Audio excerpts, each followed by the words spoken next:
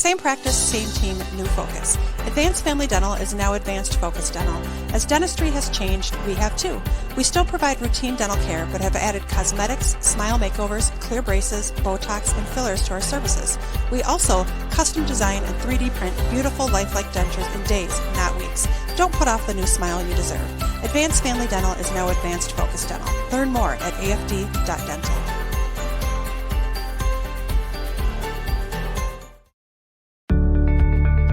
Take the first step toward the smile you've always wanted with a call to Alpha Orthodontics in Albert Lea. Dr. Gleich specializes in creating confident, picture-perfect smiles and is the area's only top 1% Diamond Invisalign provider. If you're looking for a less noticeable way to straighten your teeth, ask about Invisalign. Call 507-377-0222 today and schedule your complimentary consultation. Alpha Orthodontics, where dream smiles begin. GT Window and Door of Albert Lea is the 2025 Albert Lea Tribune Reader's Choice for Best Window and Siding Company, and they were also voted Best Contractor. Every vote is a reminder of the trust you place in their team to take care of your home, your family, and your investment. GT Window and Door and Gutters by GT are proud to be a local business serving local people. Call 507-320-0575 and get their team working on your next project. See some examples of their work at gtwindowanddoor.com. Hungry? Hy-Vee Market Grill is better than ever with classic favorites and mouth-watering new menu items. We've got breakfast sandwiches worth getting out of bed for, made from scratch omelets. And let's do lunch. Try our delicious sandwiches, fresh salads, and the juiciest burgers around. Whether you dine in, get it to go, or have it delivered, the best breakfast and lunch is at Hy-Vee Market Grill. Because that's not what we have. Oh. We are live. I'm Jay Paul, voice of the Tigers, along with my producer and color analyst, Chad Butzler. Analyst, Tom Jones. Here's headphones. You're going to have to either... Yeah, we're live here, so you're going to have to either be in the corner or be back here. Yeah. But grab a headphone and we can get going. Is there one that says... Varsity? All right. Well, I'm Jay Paul, voice of the Tigers. Chad Butzler is my producer and color analyst. Tom Jones from the Weekly Sports Memories column in the Albert Lea Tribune and Strong Insurance Agency, and a coach and a ref and man of all trades. Troy Irvine also was talking about joining us here. Our local Mr. Sandless and football roster booster president. And our camera operator, a senior at Albert Lea High School, Jonathan Streckert. Always good to have Jonathan with us on games. Games and events on AlbertLeaLive.com are brought to you by Hy-Vee and GT Window and Door and Gutters by GT. Albert Lea Bus Service. Also Alpha Orthodontics, Mr. Sandless, Service Master, Troy Thompson Agency. And you can join them by calling me. You can join them as a sponsor by calling me at 507-402-1600 or fill out the questionnaire on the website. Asking questions if you want. Everything copacetic with our broadcast there, Mr. Butzler? Yes. Very nice. It's Albert Lea boys basketball season opener tonight at home versus Dover EYOTA. Both teams have been on a run of some bad seasons. Dover EYOTA 5-22 last year, but only 1-9 in the Three Rivers West Conference. 2 years ago, they were better in the conference than they were overall, going 10-17 overall, but 6-4, good for third place in their conference. The Eagles have only gone to state once in boys buckets. That was back in 2006. Albert Lea was one game better than the Eagles last year at 6-21 overall, but just 4-13 in the Big Nine, finishing ahead of only Winona. And Dover EYOTA beat us at their place 88-78 last year. We were 1-26 the year before that and 0 in the conference that year. But Chad, since you're the only one here, I don't have to. Tom showed up, but he walked away, and Troy hasn't shown up just yet. But Chad, there's a feeling this could be a much better basketball season for the Tigers, given the success of this year's seniors in the just completed 7-3 football season. Is that kind of what you're hearing and feeling? Yeah, absolutely. 10 seniors. I mean, a lot of them played a significant amount of time last year, so very experienced. Exactly. Last year's top scorers on the team were Noah Teeter and Carter Kahn. Each had 310 points, while Teeter scored 309, I guess. Both averaged 12.4 a game. Easton Shuey right behind at 11.8 a game. They were the only ones in double figures. Well, Cooper Kermis had 9.8 a game, so close. They shot 47% from the floor last year, 58% from behind the arc. And everybody's back this year except Goy Wall and Eli Getz, who both graduated. So hopefully they grew and put on some muscle and worked on some basketball skills, not only football skills, but some basketball skills. But they're athletes, and that helps in any sport, really.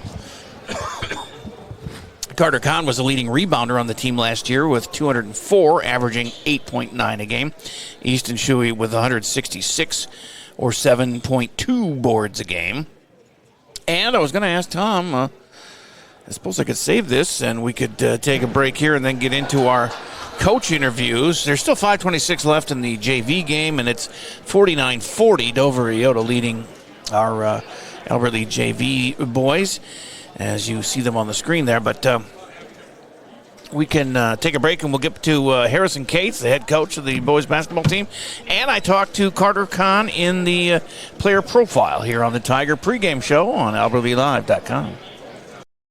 Mr. Sandless in Albert Lea refinishes any kind of floors without sanding. Guaranteed adhesion, guaranteed satisfaction, best warranty in the business. Outdoors, they'll refinish decks, fences, furniture, concrete, and more.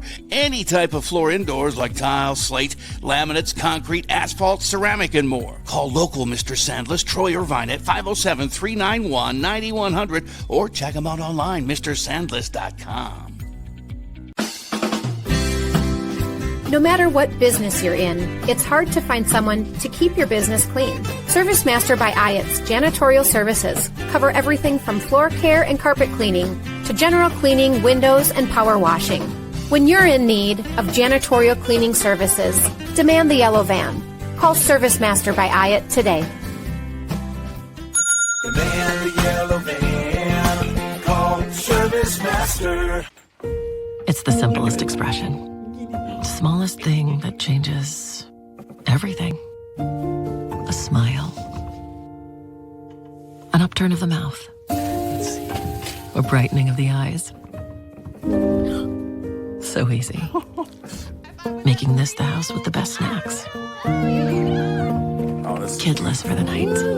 Like you're 20 again. A smile lights it up. Understands it all.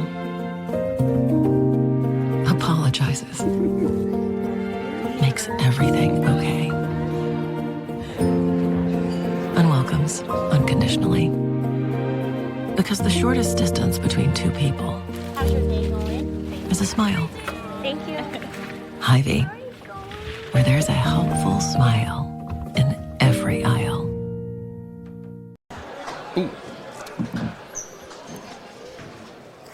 Here we are on the Tiger pregame talking with Coach Harrison Cates, boys basketball coach. What year is this for you? This is year 5 as head coach already. Wow, a handful of years. Well, look at you go. Yes, sir. Season opener, new beginnings. Let's cut to the chase. Can this class of 10 seniors, I think you got 10 seniors, have a great basketball season like a bunch of them just did in football? Yeah, I don't see why not. I think there's sort of some excitement around town right now after that football season, and a lot of those boys came from the gridiron over to the court here. So we're anticipating a good season. Obviously, last year we were close in some regards and far away in some. So 6 wins for us last year was a step in the right direction, but I don't see why we can't push for a state tournament this year. Yeah, and you only graduated 2 seniors from last year's squad, but your top players are back, including your top 2 scorers, Carter Kahn, Drew Teeter. How they've been all doing in practice leading up to this season here? Yeah, Thanksgiving was a tough week off for us. Wednesday we had a little bit of snow, so we had an optional practice, and then we had a practice Saturday, got canceled because of the next snowstorm that came in. Yeah. So I think we feel a little bit unprepared, just missing some of those practices, but our boys have been playing varsity ball, so they know what to expect. They know what's going on. So yeah. I think we're ready. Dover beat us by 10 last year, so we got to come ready to play, and they got some good guards, but we're ready for it. Your guys scored over 100 points in 2 games last year, 103 versus Red Wing and an NBA-style loss, 102 in a 41-point win over Cristo Rey Jesuit, and 96 in a win over Mankato West. That shows that they can really tickle the twine when they play some unselfish team basketball, doesn't it? Yeah, they can definitely score the ball. If they're attacking the basket hard, if they're going to the hole, if they're sharing the rock, we can score with any team. But looking at our team last year, offense wasn't the problem. Yeah. So we're trying to hang our hat right now on playing gritty, playing tough, and that's on the defensive side. And defense is a wanna kind of thing. You got to want to do it. I mean, it's dirty business, but great defense helps your offense so much more. Absolutely. We're looking to play fast and push in transition. I think the tough part for us right now is we'll play good defense for possession and not finish it by a box out. So we're working on some of those things too. Our grittiest player, Charlie Irvine's, he's out for a little bit, so that's going to hurt a little bit of that mentality. But it's next man up, and we got some guys that are ready to play and ready for it. What is his time of arrival? A couple weeks, maybe? I'm hoping a couple weeks. Yeah, we'll see. We'll see what they say. Right away, it was December 15th, and now it's kind of up in the air. So those football injuries suck, and I feel for him in that senior year on the football field. But we're ready to have him back. Kind of like the ice at the ice arena. It just keeps moving back. Who are the underclassmen that you think are ready to really shine this year? I know you got some good hot shots out there. Yeah, we're pretty senior heavy, but we've got Amon-Ra Brown as a sophomore. He played some varsity minutes last year as a freshman, and he had a really good AAU summer, so we're looking for him to be a big contributor for us. And then a junior, not really an underclassman anymore, but Marquise Jeffers-Joseph. He'll be starting for us tonight. He's a really solid player, and we're really happy to have him. So, those two will be key contributors for us. And then after that, it's kind of some senior heavy people, and maybe Titus Hartman will get off the bench a little bit and play some sparse minutes. I mean, that ain't a bad thing to do. Have a lot of seniors out there, and I tell you what, how deep can it go? Yeah, we'll see what happens. We'll see when we get out there. Hopefully 8, 9, 10, but we'll see. All right. Hey, keep everyone healthy. Let's have some fun stacking some W's this season. Hey, appreciate it, Jay. All right. When you need insurance coverage for anything, you only need to make one call to Troy Thompson Agency in Albert Lea, 507-377-2852. Troy has been an independent insurance agent for a long time, and that means that he can find an insurance plan that's perfect for you from one of the many top-rated insurance companies he represents. It's complete insurance coverage for your car, home, life, and business. Troy Thompson Agency has it all for you in one place, 1330 West Main Street, Albert Lea. Call 507-377-2852 today and get the peace of mind you need. Same practice, same team, new focus. Advanced Family Dental is now Advanced Focus Dental. As dentistry has changed, we have too. We still provide routine dental care, but have added cosmetics, smile makeovers, clear braces, Botox, and fillers to our services. We also custom design and 3D print beautiful lifelike dentures in days, not weeks. Don't put off the new smile you deserve. Advanced Family Dental is now Advanced Focus Dental. Learn more at afd.dental.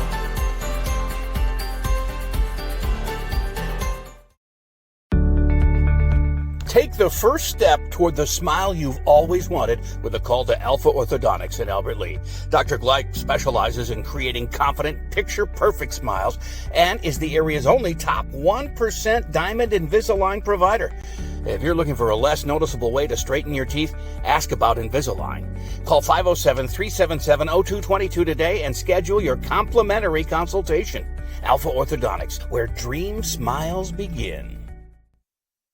Player profile today on the Tiger pregame is senior captain Carter Kahn. First of all, congratulations on a great football season.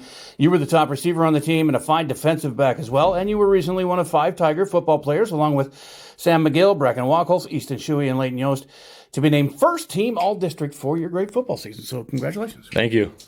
Is that, it ended bitterly, but you guys still have fond memories of the season, I hope? Yeah, it was super fun, exciting, just being successful and changing the atmosphere of Albert football. Yeah, and hopefully you've helped it for decades to come here, or at least the next 5-6 years, because I would imagine you've inspired a lot of youth to get into the youth part of our football program here too. So hopefully the numbers are up. Yeah, it seemed like, the energy at all our games, there's a lot of kids running around, so just hopefully it continues for the years going. Exactly. All right, so what's going to stay with you the most about that football season, Carter? Just the winning mentality. We got into mentality of just only wanting to win, and I want to carry that on to basketball. All right, yeah, that's coming up here too. Do you have any college plans, first of all? I'm going to Winona State next year to play football. Oh, okay. Very good, nice. Are you a 2-sport or 3-sport athlete? I'm a 2-sport. So you're not in track. I thought you were in track. I do not run track. Okay. But you're number 1, it seems like, in both your sports. So is there any significance to that, or just what you got? I thought the number looked cool and then just wore it since I was young. Oh, you've had it forever. I've been wearing it since freshman year, basically. Well, everybody knows it's yours. Yep. That's good. What is the very best thing to you about playing basketball? I mean, the team aspect, and you could be flashy by yourself, but you also need a team to succeed. I mean, just that part of it, it's fun to do. You got to be a leader on and off the court, too? Yep. So you're kind of trying to mentor some of the younger guys? Yeah, just try to get them ready for, I mean, we got a big senior class graduating, so just trying to get the younger kids ready for when they're the next man up. Yeah, you going to get 10 seniors or something? Yeah. That's crazy. And do you all the seniors play a lot? Most of our seniors will be playing, yeah. Oh, that's good. And I mean, you guys proved it in football that your athletes, hopefully it transfers over to the basketball court. I know you're a really good basketball player, too. Yeah. You were one of the top scorers last year, too, weren't you? Yeah. You and Teeter. Yep. All right. Do you have a pregame ritual? I just hang out with the boys on the team and get ready for it. All right. Favorite musical artist or group? I listen to basically everything, so I don't really got any favorites. There you go. Favorite food? I like Qdoba bowls. Oh, yeah, those are good. CarterCon, favorite drink? Probably red Gatorade. All right. And a favorite app? I use YouTube a lot. Okay, I haven't heard that a lot, but usually it's TikTok, but it's good. You have a different answer there. Favorite actor or actress of all time? Could be TV, could be movies, doesn't matter. Your favorite person? I like Adam Sandler. There you go. Always a good one to lean on there. Favorite athlete? I like Justin Jefferson. Yeah, are we going to have to trade him away so he can be a winner, or what's going on here? He had 2 catches for 4 yards or something. Whatever's best for him. I just like him as a guy. And final question, favorite cartoon? I like SpongeBob when I was younger, so I'd probably go with that. That's a classic. All right, man. Hey, stay healthy. Have a great season. Stack those W's, and good luck. Thank you. We're hiring. The Albert Lee Bus Company is looking to add additional bus drivers and monitors to its team. This is ideal for retirees, parents, or anyone looking for supplemental income. No experience is necessary, with paid training and a sign-on bonus of $1,000 after 6 months. With a flexible work schedule, you can drive when it works for you. Give us a call or head over to our website today.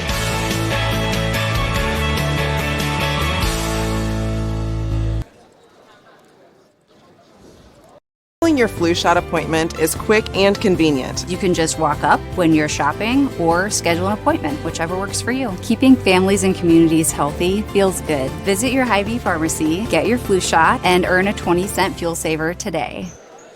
Back here at OJ Gym with time out here with 1:22 to go in the JV game, and Dover EYOTA JV leading our Tigers 54-49. It's close. We've been close throughout the whole thing, Chad.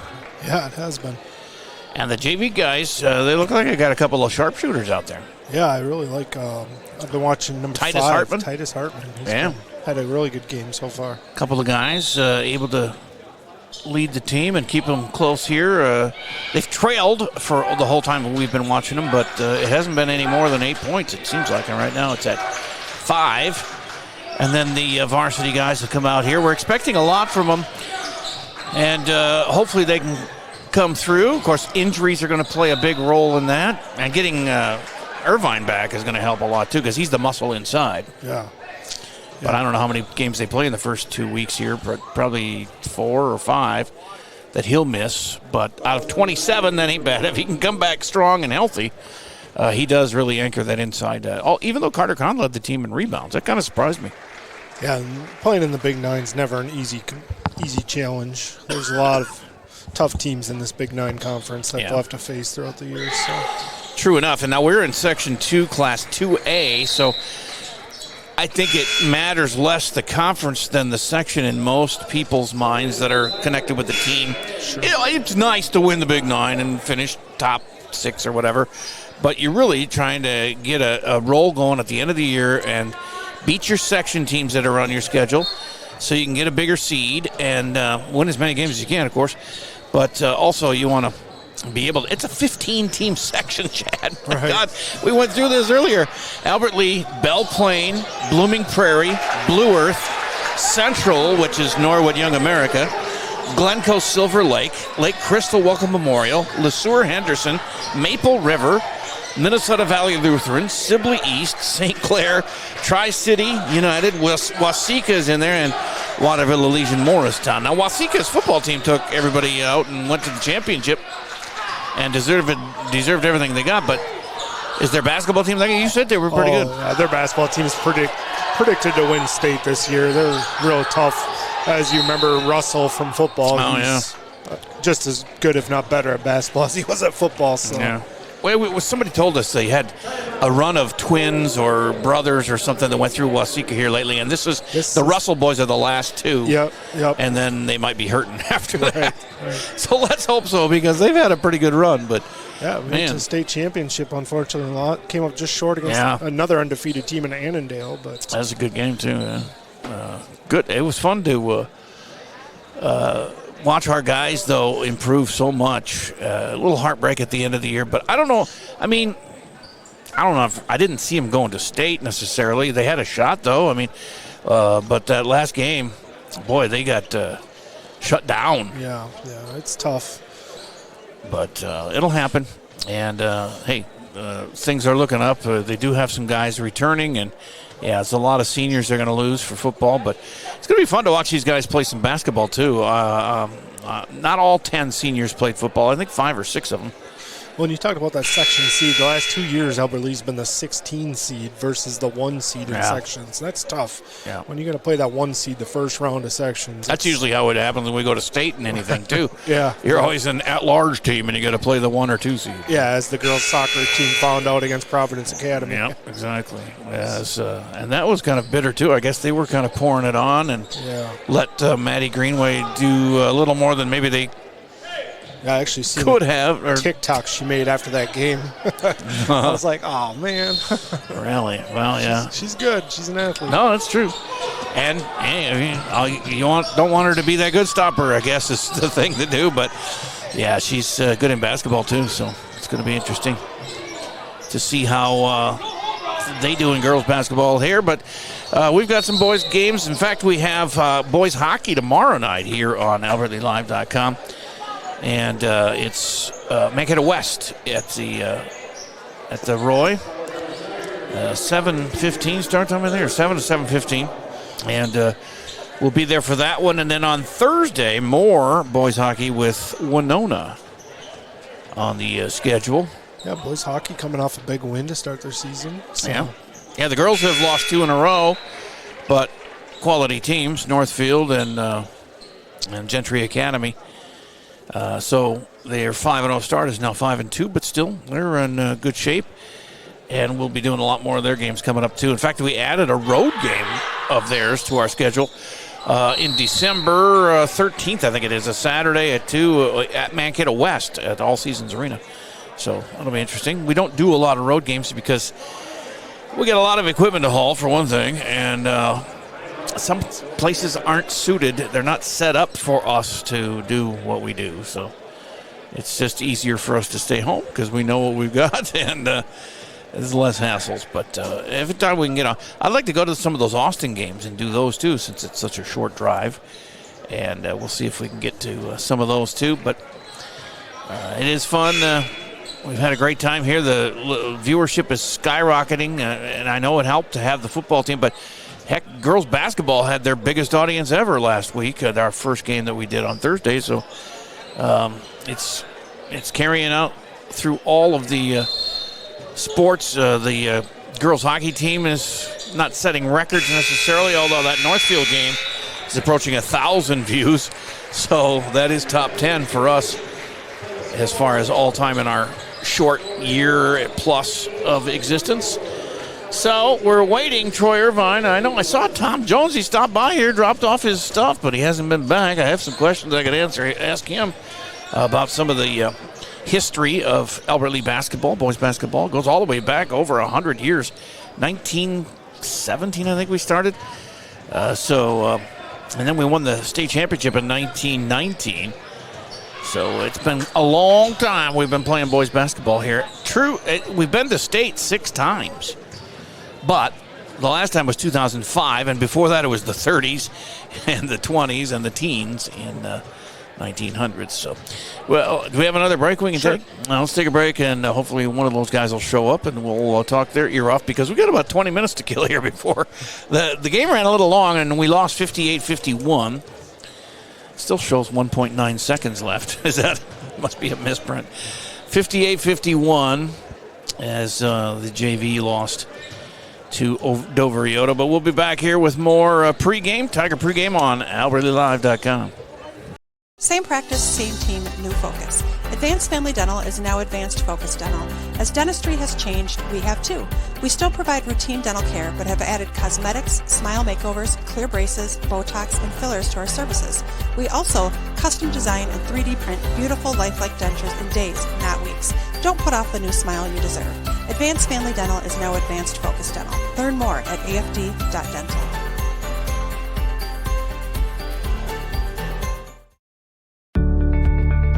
Take the first step toward the smile you've always wanted with a call to Alpha Orthodontics in Albert Lea.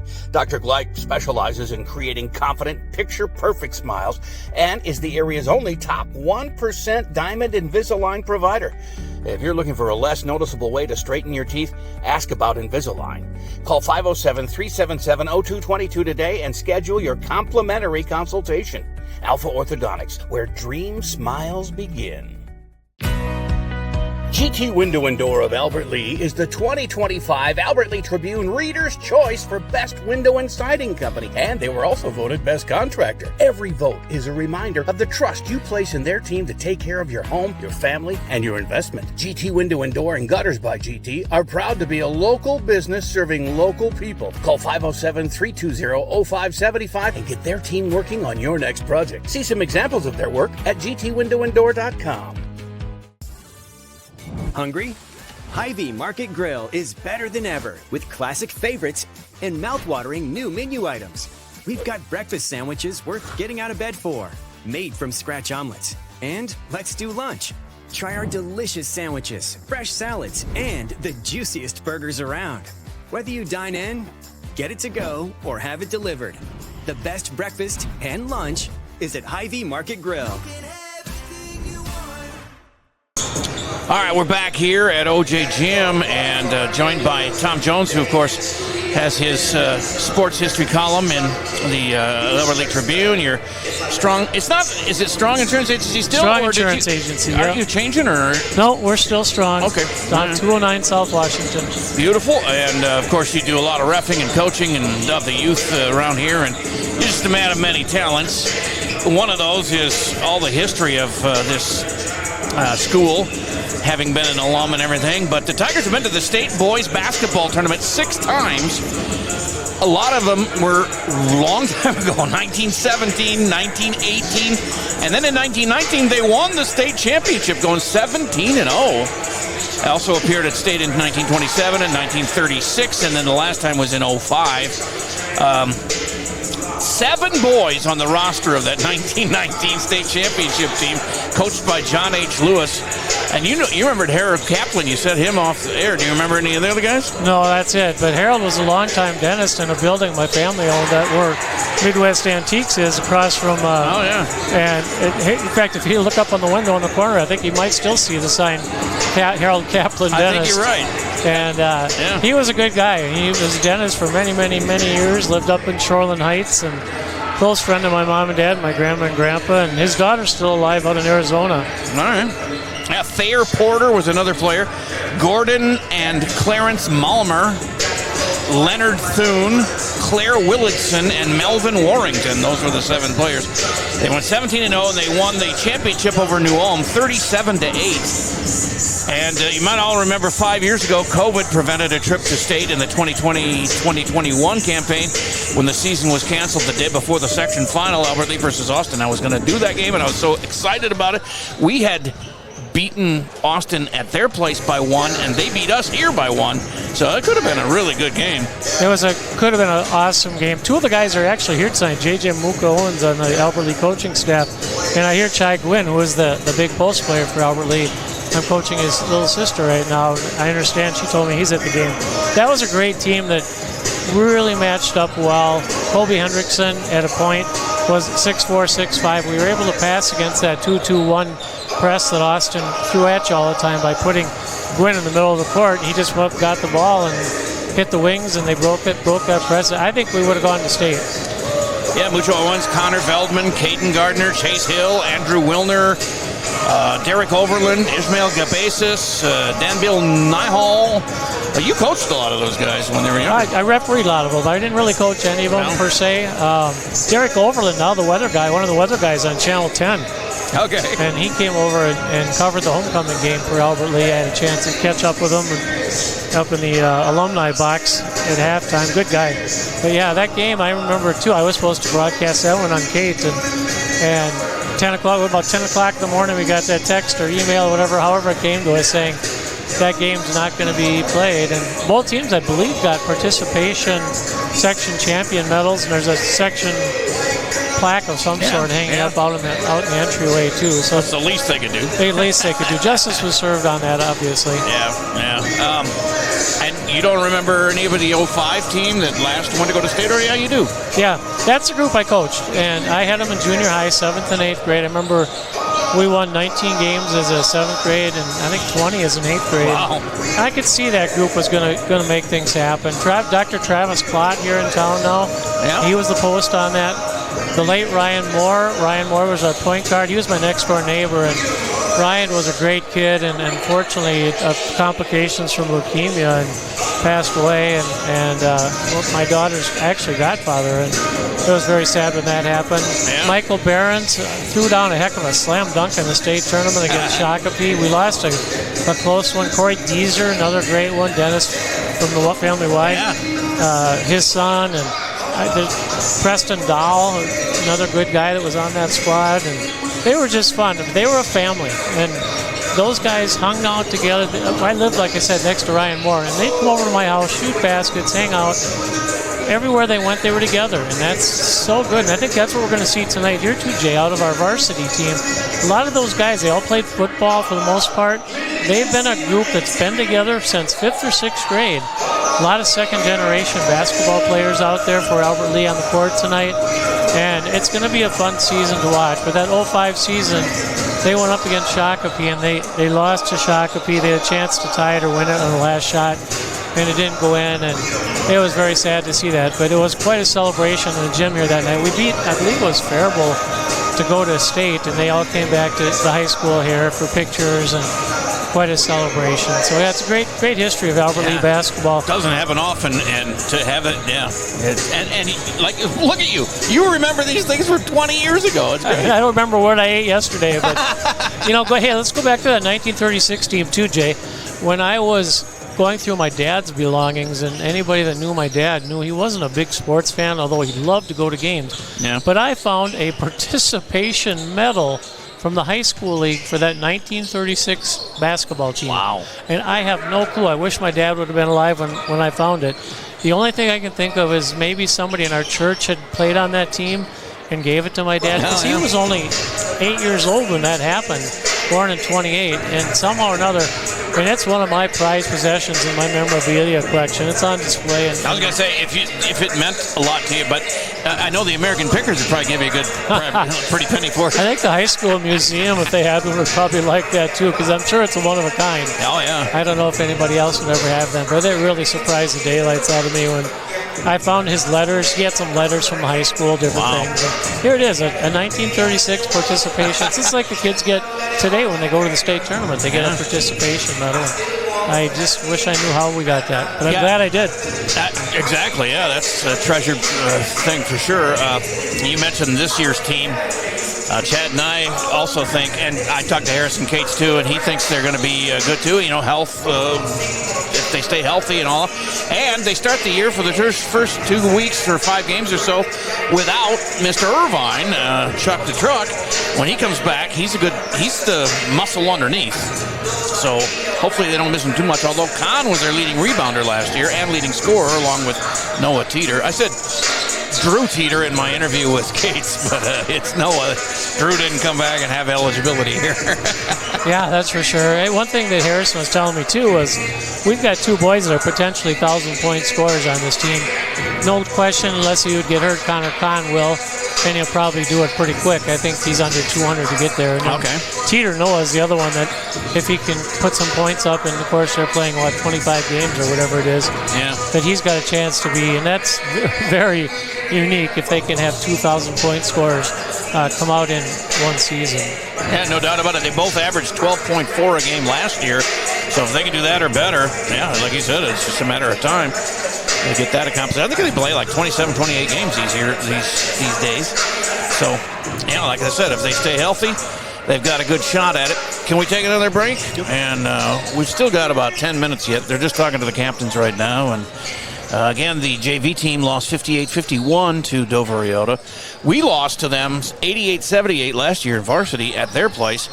But both teams have been on the outs here record-wise for the last several years. But hopefully we can turn things around. And it starts tonight against the Eagles here at OJ Gym on AlbertLeeLive.com. We're hiring. The Albert Lea Bus Company is looking to add additional bus drivers and monitors to its team. This is ideal for retirees, parents, or anyone looking for supplemental income. No experience is necessary, with paid training and a sign-on bonus of $1,000 after 6 months. With a flexible work schedule, you can drive when it works for you. Give us a call or head over to our website today.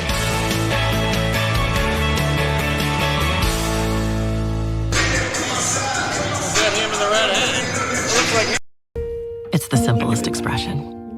Smallest thing that changes everything. A smile. An upturn of the mouth. A brightening of the eyes. So easy. Making this the house with the best snacks. Kidless for the night. Like you're 20 again. A smile lights it up. Understands it all. Apologizes. Makes everything okay. And welcomes unconditionally. Because the shortest distance between two people How's your day going? is a smile. Thank you. Hy-Vee, where there's a helpful smile in every aisle. Now we're back at Ori Jurley Gymnasium here at the Albert Lea High School, home of the Tiger basketball, volleyball, and all kinds of stuff. We got a robotics tournament coming up February, I think it was, or February and March last year. I remember that. That was one of our most viewed events that we did, and looking forward to doing their home tournament again this year. That would have been something I would have enjoyed as a kid if we would have had something like that. I talked to some people at Lou Rich, and they helped them a lot. Sure. Because that's all their technology and stuff is based off of his robots and things. So, and they do a lot of, in fact, they just hired Yost. Yosty just went, he signed up to work for Lou Rich. That's right. I don't know if you saw that, but Leighton Yost just signed on to work with Lou Rich. They do a lot with high school age kids. That's what they like to hire and keep them home here. And they help out a lot with the, not a lot, but a little bit with the robotics team. And so it was fun to talk to the boys over there about that. But I saw it on social media that Leighton Yost signed on. I don't know if that's part of a college kind of a program, or if they pay for part of his college or not, but he was there. It was like a day of signing. He was signing on with Lou Rich, so it's pretty important. And congratulations to him. And congratulations to the 5 players who made all district in football from Albert Lea. That would include, of course, Sam McGill, Carter Kahn, Leighton Yost, Easton Shuey, and Brecken Wackles all made it to first team. Tegan Tolbers and somebody else was second team. I can't remember the other guy. I have it written here somewhere in all my notes. I'll try and find it before we get too far here, because I want to give credit to those that deserve it, and they certainly did. It was Devin Distad. Well, Tegan Tolbers got honorable mention for the district. Then Sam, of course, Defensive Player of the Year in the district, and Defensive Lineman of the Year in the Southeast Central Red District. So congratulations to Sam. He's going to be playing in that All-Star game. He said he's very honored to represent Albert Lea in the 52nd annual Minnesota High School Football All-Star Game, December 13th at U.S. Bank Stadium. And that's where all the Mr. Minnesotas and all that play. So he'll be trying to sack some Mr. Minnesotas. He was just a beast on defense, sure. It was just so fun to watch a motor that doesn't stop. And I know he's not that huge of a guy. He's tall and everything, but he's got moves, man. He's speed around the corner and everything. He was so disruptive. He blocked 3 extra points, 2 field goals, and he blocked passes, and he was a one-man wrecking crew for sure. And the teams actually avoided him as much as they could, just because he was such a havoc. You didn't want to roll his way, that's for sure, because eventually he'd find you.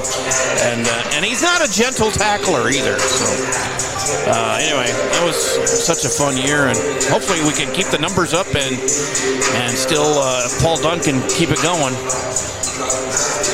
with some of the younger guys that he's got coming back. I talked to Paul earlier here in the hallway, and he said, yeah, he's very positive about this coming year. Of course, they won't know what numbers until spring ball comes along, but his first year here, he had like 20 people show up. I said, you playing 9-man, or what was that? he reminded me during the COVID year they scored 7 points. So, yeah, that was... He's come a long way in his 6-7 years or whatever, 8 years. For sure. And I know last year he told me that it took longer than he wanted to get to that point. But those boys that played football this fall, again, I saw those guys officiate from 7th grade on. They were always winning. Yeah, you could tell when the JV scores would come in, they were winning and winning and winning. I was like, wait till they get here. 7-1, 6-2, whatever. So, it was a fun season to watch. And, going back to playing in the All-Star game, I think we've only had one player in recent memory, Greg Dayak, class of 70, or I should say 87. He would have been playing for Albert Lea in fall of 86, and he played in that All-Star game. I actually have a program for that out of my car, and somebody gave me here not too long ago, and I'm going to pass it along to Coach Dunn. I should have brought it in with me, but I think he'd like to have that in his collection. Oh, yeah. And if you don't know, Tom Jones is also very into the Athletic Hall of Fame here. Are you the head of that, or a committee? Well, we have a committee, and I was the chairman of it this 2 years. I think I was one other time, too. And we live streamed the event here this year out at Wet'suwet'en, and it was very well watched, and you did a great job. It was a lot of fun, and I've been involved with it since Ori Jurley, with his gym is named after, asked me in, I think, 2012. He called you Jonesy? He called me Jonesy. He grabbed me by the arm. He go, Jonesy, Jonesy. He was a great guy, and he asked me to be on it, and I was more than happy to get on it. And it's really evolved. That Hall of Fame has really evolved from what it originally was. A lot of it was golf tournament, and then a lot of those football players, Jay, from the early 70s, they were coming back, and they were going in the Hall of Fame. A lot of them went in, the teams went in, and they liked to golf in the afternoon, and then all those guys that potentially could have gotten in, got in, and so then the golfing kind of died out over time, and we decided to drop that. We had a gentleman named Keith Fliggy who passed away, and he was a graduate of Albert Lea High School, heck of a golfer back in his day, and he kind of ran the golf thing, and when he passed away, that it was one of the reasons too. He put so much time into it, and we just decided that we're going to really focus on the banquet, and you saw it. It was the best one I've been involved in. It was very emotional. Oh, yeah. We saw the family of Tom Phillips who passed away. I was going to bring that up. That was really great. 3 days before that, actually... But he knew that he got, I mean, you for sure kind of... Yep. He understood that he got in? Yep. He passed away 2 days after his wife read it to him that he's going in the Hall of Fame, and he was there in spirit, of course, and his wife brought a nice picture of him, and three of their boys were there, and they got a standing ovation when his son talked, and it was quite emotional. It was very, and thanks for doing that. It's I think it's going to be an annual thing for us. What is it every other year? Every other year. Okay. So Jay, that's still online to watch too, right? Yeah, it's on our archives. You can watch the anything we do over the last 2 seasons or 2 years here. And in its entirety, so yeah, that's very well worth a watch if you didn't get to see it the first time live or right afterwards. We do get like 20% of our total watches are in archived form, so people do enjoy that. can watch it at their own leisure, or if they have family in for Christmas, they can. Well, of course, they can watch it at their house too. But it's kind of a family thing to do at times, and watch the concerts and watch like the Athletic Hall of Fame event and different things that we do here.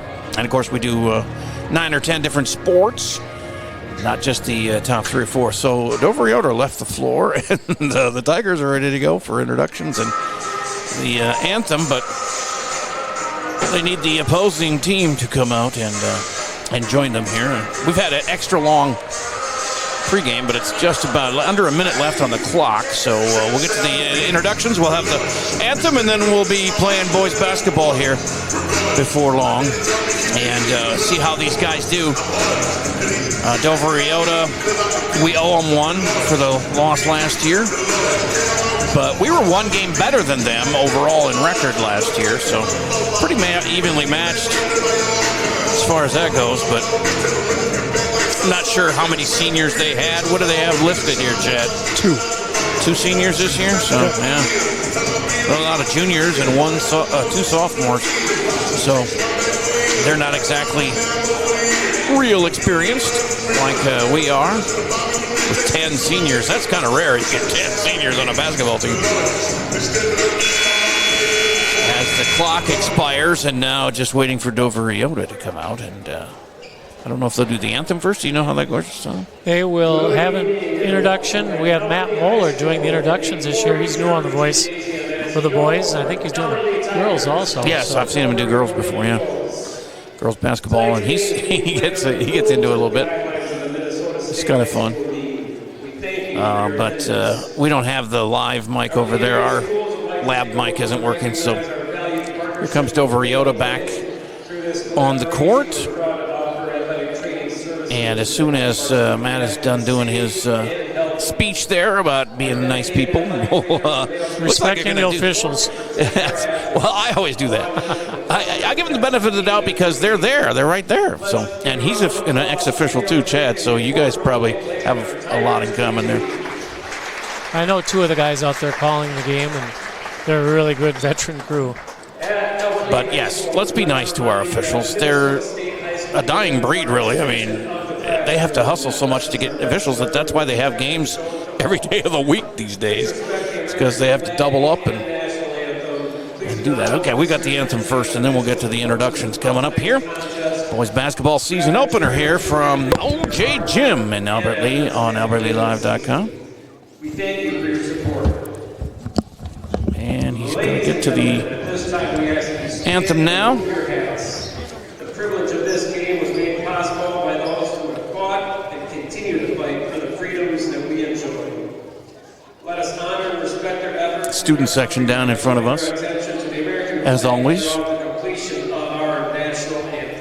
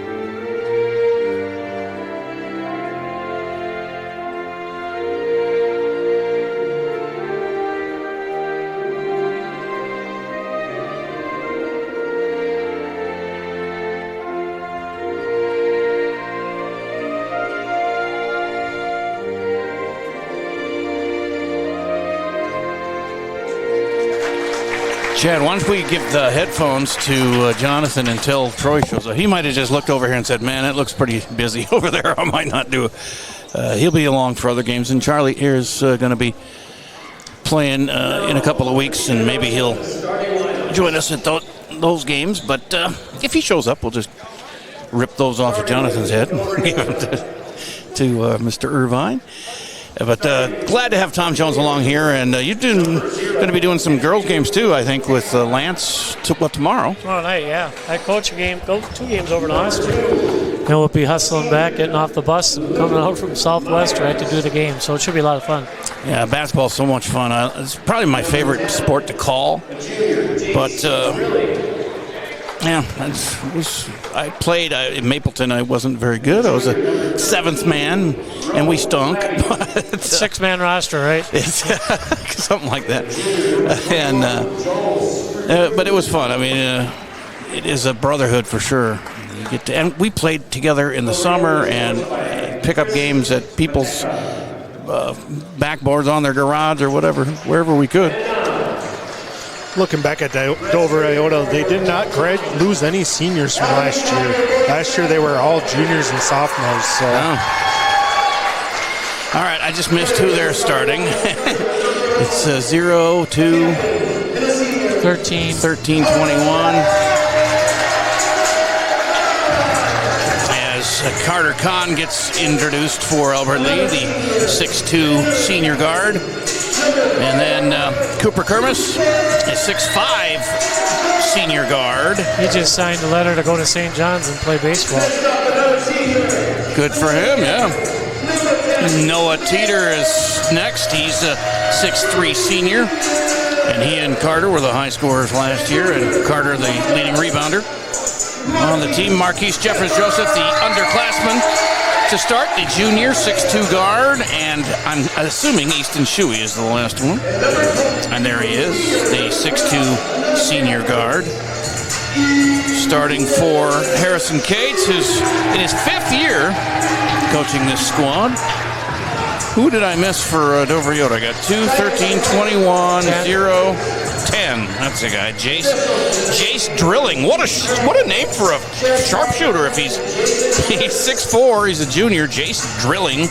Luke Myers is a 6'2 senior. Matthew Mateka is a 6'4 junior. Rowan Flaby, a 6-foot junior, and Joel Skrukrud.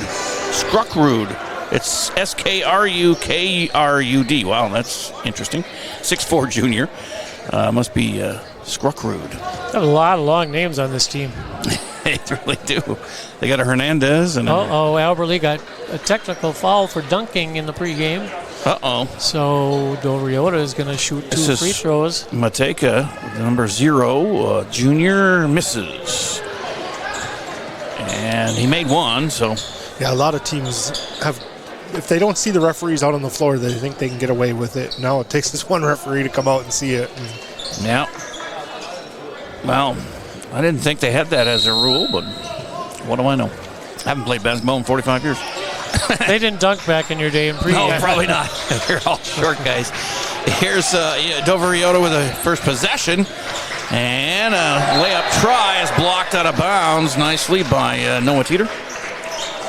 I look for this to be a very high-scoring game with all the kids back for Dover EYOTA and all the kids back for Albert Lee. The scoring isn't going to go down. Rowan Flaby throwing it in. There's a shot from outside the arc. That misses. Rebound, fought for, and Dover EYOTA up and no good again on the rebound. It's a lid on their ball, and it's out of bounds to Albert Lee. Get our first possession coming up. Well, we held them to 1 point and all that. That's not bad. 3 or 4 shots at it, and 2 free throws, and all they got was 1 point.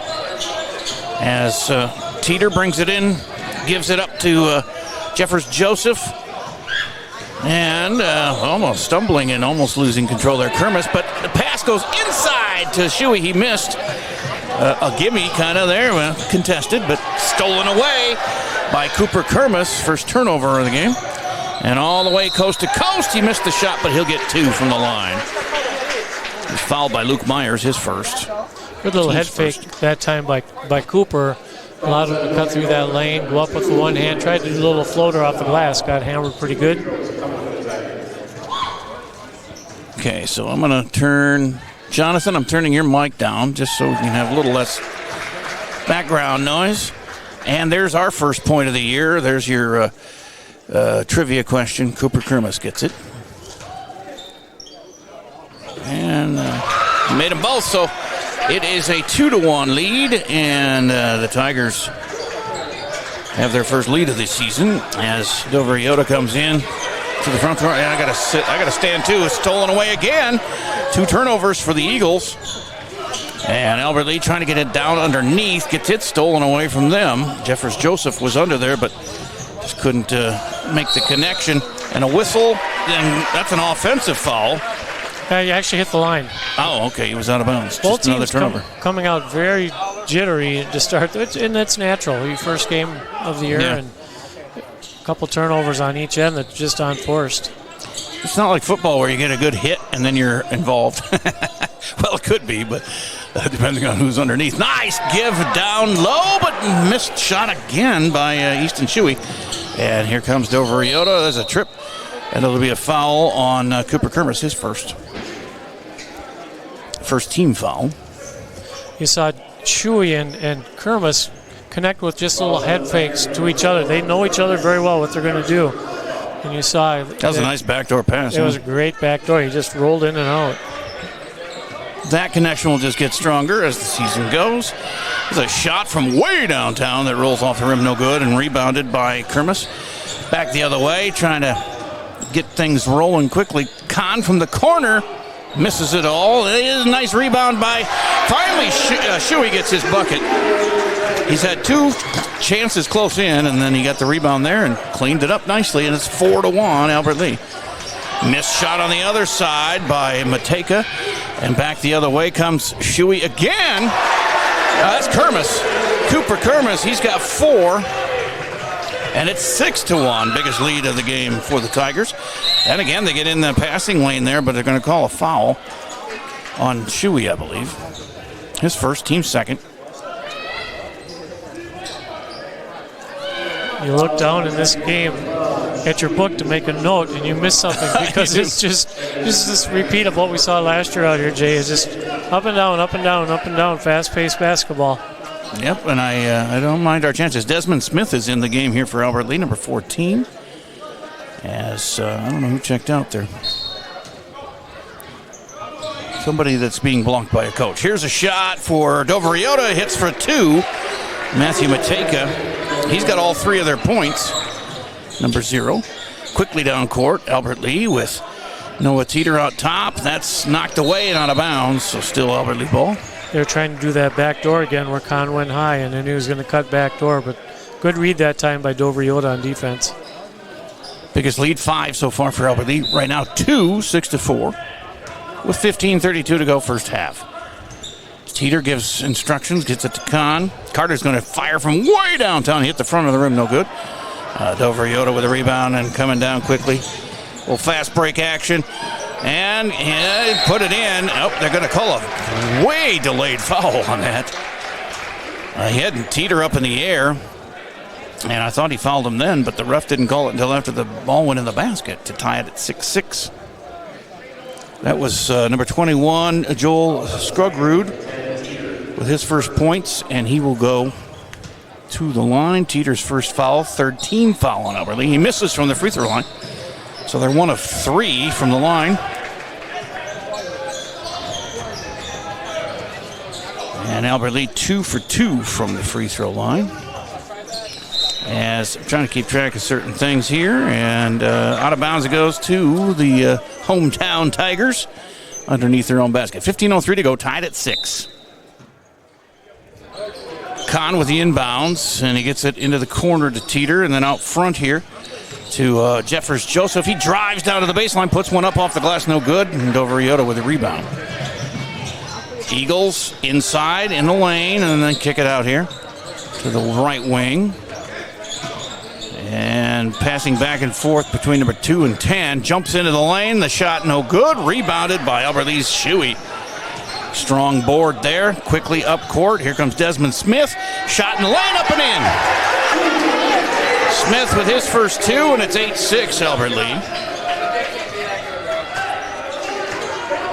Pretty good crowd here, but there's always room for more if you want to come in and join us here at OJ Gym at the Albert Lee High School. And a 2-point Albert Lee advantage here. 4 for Kermis, 2 for Shuey, 2 for Smith, and a whistle. 2 shots coming. Going to go on Desmond Smith, his first team 5th. something to be concerned about here with 14-11 to go in the first half. At least nobody's got more than one, but yeah, you're right. That's a lot of fouls. You don't want to start putting them at the line, like 12 minutes to go in the half. Yeah. Of course, 7 gets you to the 1-and-1s, but 17 fouls. They're missing all the free throws. That helps. Missing their shots, too. Myers at the line missed that one, the first end of the 2. And they are 1 for 4 at the free throw line. Cooper Kermis checks back in. So the starters are back out there. Desmond Smith instead of Jeffers Joseph, I believe. He does make that one. So 2 of 5 from the free throw line. And Myers with his first point of the game. And it's 8-7 Albert Lea with the ball. Stolen away by the Eagles. That'll be the second turnover on Albert Lea. Eagles into the offense, top of the key. Fake shot, goes into the lane and draws the foul. And it goes in. Yeah, Luke Myers, who was just on the line, gets that one to fall. He's got 3. And trying to add 1. Who was the foul on? It was... Still hasn't been posted yet. Shuey. It's 2 for him. Yeah. It's 16 fouls. So from here on out, he rolled that one in, did Myers. And so from here on out, it is 1-and-1s for Dover EYOTA every time we foul them. And we got to get it going here. We're down 2 now, 10-8. And a push is called on Myers. That's his second. And the team's second. He's got both of their fouls. As he was guarding Amon-Ra Brown, who's in the game, number 5. Let's see somebody get hot from outside here for the Tigers. Dover EYOTA, every time they get the basketball now, looking for them to drive hard to the basket, take those free throws. There's a lot of free throw opportunities here when the other team has 6 fouls like we do. Yeah, they'll just push the issue underneath for sure.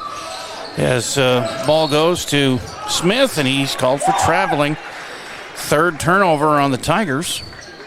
Both teams with 3. Little stutter step that you saw. Yeah, you can't shuffle your feet before you dribble. I used to get that called. Unless you're in the NBA. Yeah, that's right. You can go from half court and take 1 dribble. In the lane, kick it out to the right side here. Baseline and back out to the wing and now top of the key. That's Mateka. Gets it taken away. Mateka away from him by Cooper Kermis. And their 4th turnover. And in deep, it goes in. Offensive fouls called by Jed Hallgren, the official across the way. So no bucket. And the foul. Kermis got 2 now. So does Shuey. And 7. They don't shoot 1-on-1 on an offensive foul, but they do get the ball here, and they have the lead by 2, and the drive to the hoop is up and in for Jason Drilling, his first 2. And it's 12-8, their biggest lead of the game of 4. Timeout is called, I think, by Albert Lea with 12:52 to go. It's 12-8, Dover EYOTA. And we'll take the break here on AlbertLeaLive.com. Hungry? Hy-Vee Market Grill is better than ever with classic favorites and mouth-watering new menu items. We've got breakfast sandwiches worth getting out of bed for, made from scratch omelets. And let's do lunch. Try our delicious sandwiches, fresh salads, and the juiciest burgers around.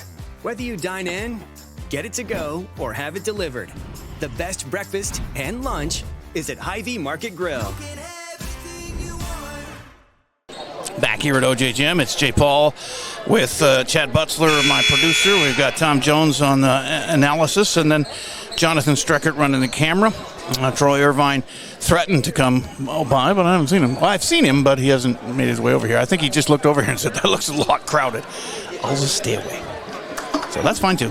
Anybody's welcome. The more the merrier, I think, but we usually only have 4 mics, so we'll hold it at that. But here's Dover EYOTA with a 4-point lead, their biggest of the game. 12:43 to go. as they pass around, and nice double team. They steal it away as Albert Lee will have a chance here. There's the first three, no good for Teeter. His first three attempt goes out of bounds to Albert Lee. One of the things I remember a lot from last year was our ability to hit that three-pointer, Jay, and we haven't seen that here yet. And at some point you're going to heat up, and we'll have a substitution as Kermis comes out again.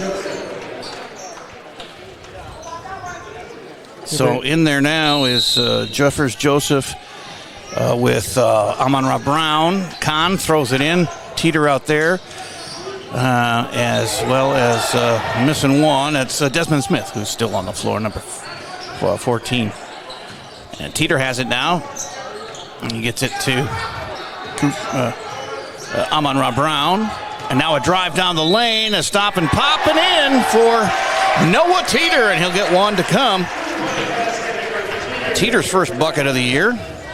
You're watching that at home. You see the jump stop and the move there. Just square up your shoulders, square up your legs. Make it an easy shot. We just saw that. That's textbook move by Mr. Teeter. And Scruggrud, his first personal third-team foul on Dover EYOTA, and he makes the three-point play.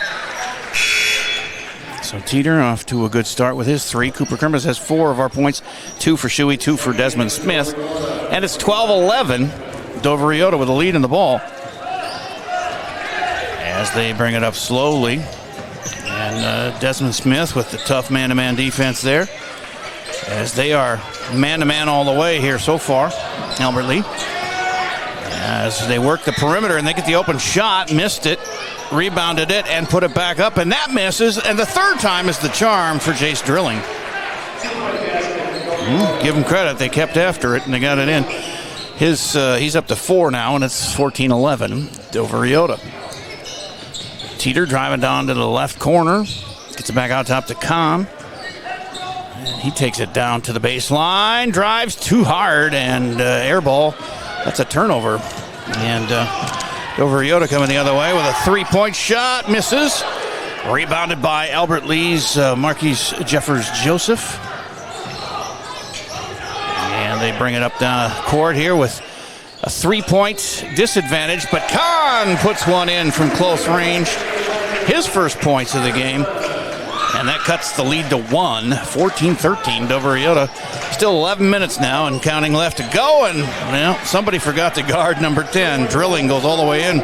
6 for him. And did it go out of bounds?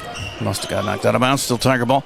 10:51 to go. 16-13, Dover EYOTA. The student section cuts out my view of baseline, or the sideline here. It's Teeter to Amon-Ra Brown. And they get it inside, and Teeter misses, but he gets his own rebound and a putback. Noah, he has 5, leading scorer for Albert Lee anyway, and it's 16-15 over Dover EYOTA. Eagles off their foot. That's going to be an over and back.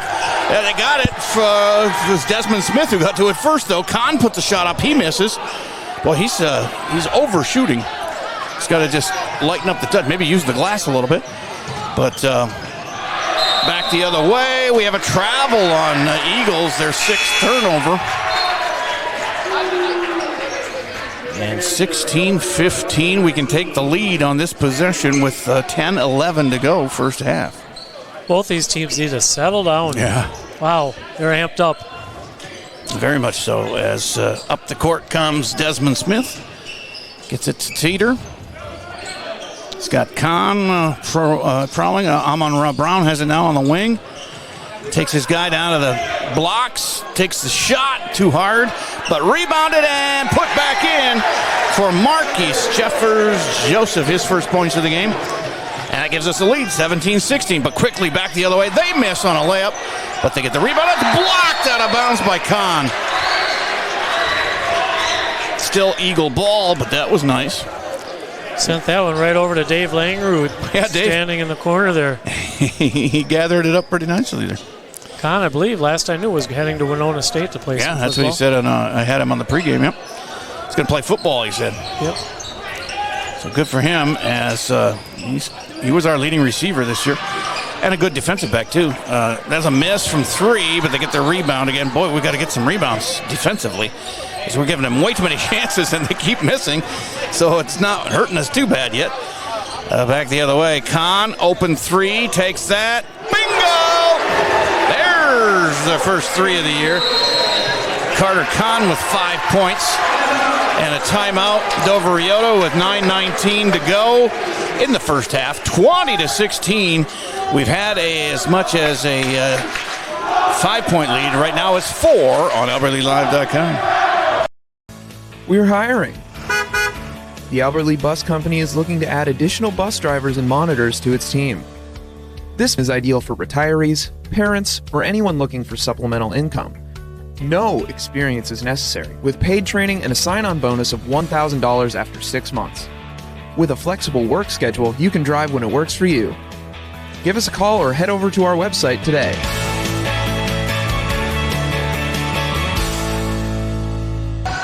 Back here at OJ Gym, a rowdy atmosphere going. Not a lot of people here, but it's all right. I think they're spread out. So a lot of people up here on the balcony, and yeah, the student section's strong. And of course, you can watch it on AlbertLeeLive.com. So some people don't want to venture out. It's still a little slippery out there. A little cold out when I arrived, too. Yeah, that too, but at least it's not windy. So 4-point Albert Lea lead. Dover EYOTA with the ball. They double team the ball and almost steal it away. But the Eagles keep possession here and go into the lane. Shot from the side is up and in. A 2. No, that's a 3. They're going to give him the 3. That's number 1, Helen Endrig, into the game. A junior for them, and that's 2 shots coming. I think I saw Albert Lea in a 2-3 zone there. We're going to check that out when we come back on D. You concur, Chad? I concur. Yeah, that's what he saw. I didn't notice that kind of thing, but this is Desmond Smith at the line. He's going to get 2 shots. He was fouled by Devin Grebenow, his first, team's 4th. A miss for Desmond. He's got 2 points in the game and a foul. By going to that 2-3, they're going to try to keep them from, to shoot outside shots. They're winning the inside battle. Dover EYOTA is, and I think that's why Coach Kate switched to that. Second free throw in. Did you see? Man, Smith, senior, but missing both ends of that. And you got to make those free throws. Still a 1-point lead, though, for the Tigers with 8:45 to go here in the first half. 3 fake, and then they go cross court, down low to the blocks, double teamed, but they get the shot off and in off the glass for Scrugrud. He's got 4.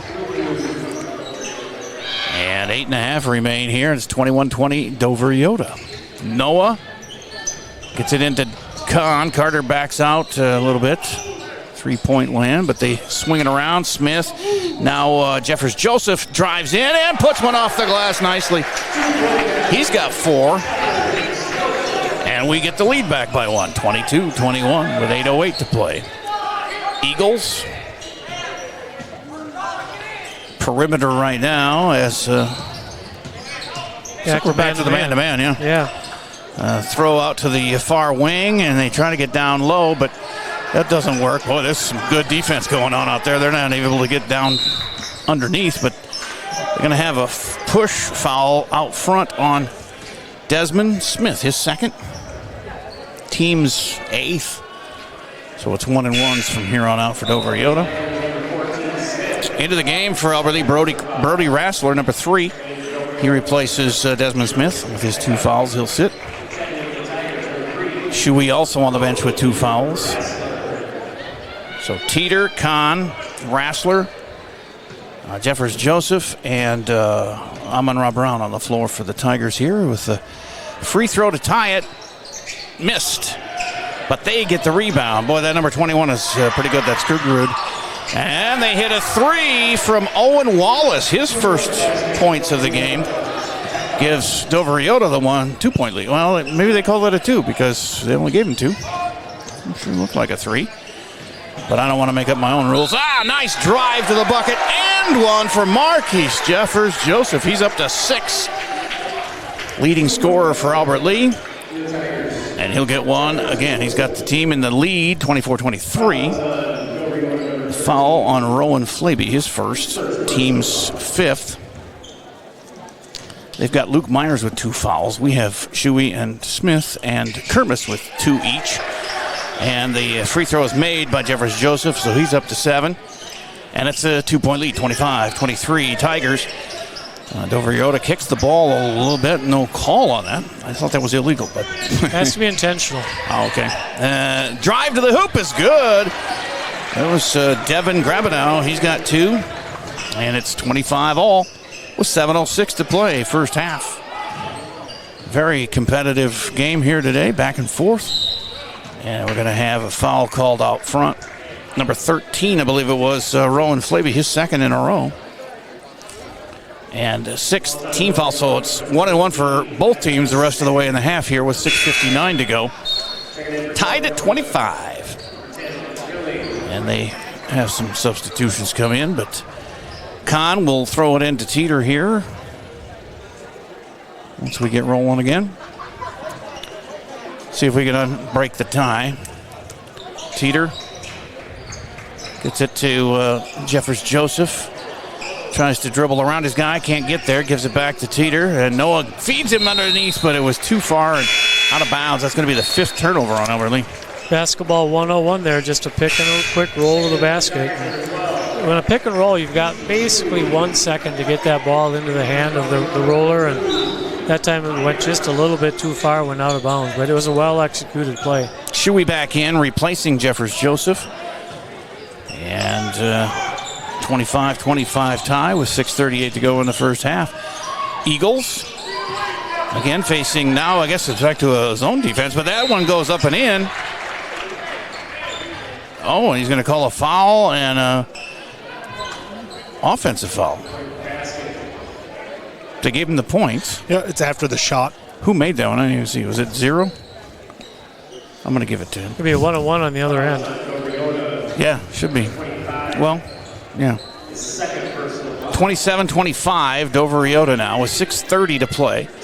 And Noah Teeter will go to the line. He's got 5 points, including 1 from the free throw line. Referee's discussing with Matthew Mateka some kind of stuff there after he scored on the other end to give his team the lead. Noah can tie it with 2 makes here, and he missed the first. And Kahn fights for the rebound but loses that battle to Joel Scrugrud. And Eagles have the ball with a 2-point lead. They get it in the lane again. They've been dangerous down there, and that's Scrugrud with his 6th point. 29-24 matches their biggest lead of the game. Kahn drives to the hole and misses. Gets his own rebound. Boy, he's just been thrown up there way too hard. That's a miss from 3-point land by Brody Rassler, but goes out of bounds to the Eagles. 6:01 to play, and it's a 4-point Eagle lead, and they have the ball. Starting to fall apart a little bit here late in the first half. Got to regroup, boys. We've got Kahn and Amon-Ra Brown out there with Rassler and Noah Teeter and Shuey, and a drive to the hoop is up and in for Matthew Mateka. He's got 6. 3 of their players with 6 each. Now they're up 6, 31-25. As Teeter brings it to Brown, and he kicks it in the corner to Kahn for 3. Good! 2 of those for Carter. He's up to 8, leads all scorers. And we're back within 3, 31-28 with 5:20 to play. And a nice pass to the right wing here, and very good defense played there. I guess it was Amon-Ra Brown. I was kind of shielded by the student section there. 30-second. Okay, we got a short timeout for Dover EYOTA. They lead by 3. They have the ball, and that's 5:10 to go first half in a very competitive high school basketball game here on AlbertLeaLive.com. Take the first step toward the smile you've always wanted with a call to Alpha Orthodontics in Albert Lea. Dr. Gleich specializes in creating confident, picture-perfect smiles and is the area's only top 1% Diamond Invisalign provider. If you're looking for a less noticeable way to straighten your teeth, ask about Invisalign. Call 507-377-0222 today and schedule your complimentary consultation. Alpha Orthodontics, where dream smiles begin. Here at OJ Gym, and it's Eagles ball with a 3-point lead. 5:10 remains. Well, at halftime, we'll look over some replays that Chad has captured. But your thoughts so far, Mr. Butzler, on the first game here? I like what I see. You can tell they're a little amped up, but that's normal. First game of the season. Biggest thing is quit giving up some of the offensive rebounds, and we'll be just fine here. Box out a little bit. Yeah. Leading scorer is Carter Kahn with 8, and Marquise Jeffers-Joseph with 7. Tom, your thoughts? Exactly what I was thinking, too. We've got to clean up that inside. Set too many second, third chances. Oh, yeah. They're just getting all the rebounds. There's a nice telegraph pass. Oh, I thought Shuey was going to get it, but he couldn't quite take it away. And the Eagles still with the possession. Shot clock down to 2 when they shoot and make it.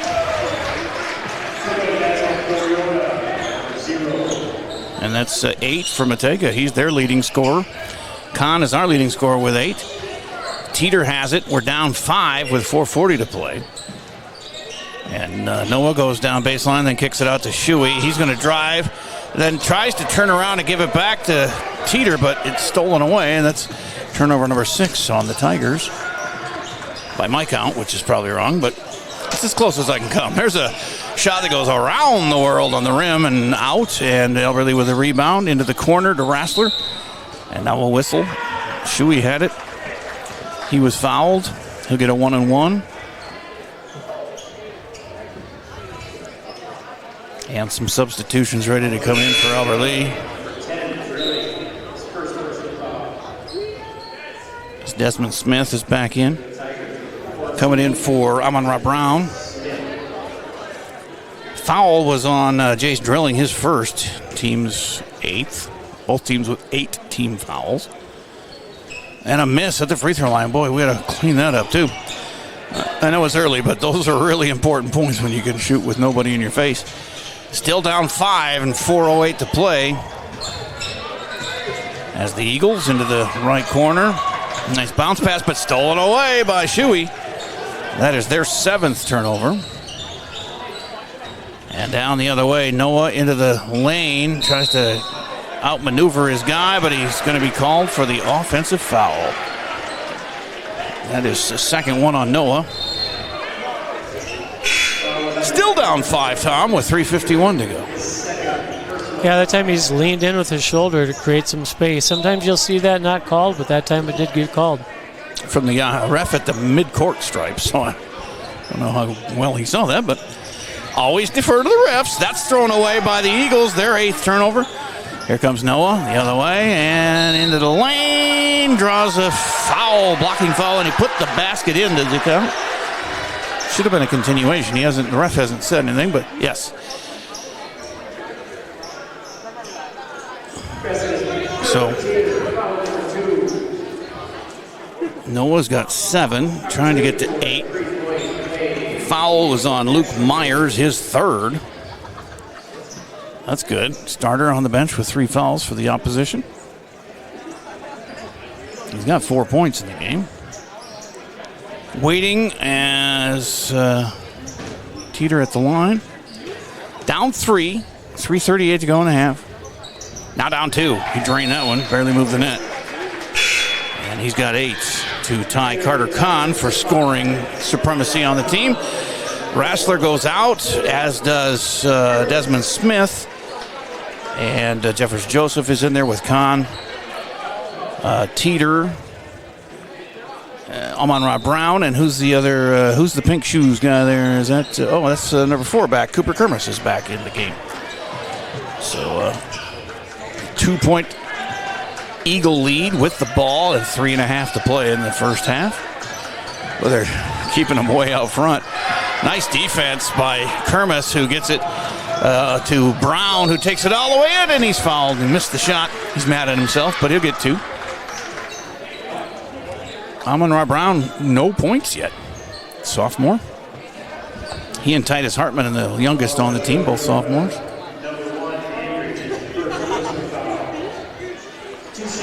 Foul was on Kellen Andrig, his first. And he sinks the first, and Amon-Ra Brown has his first point of the year.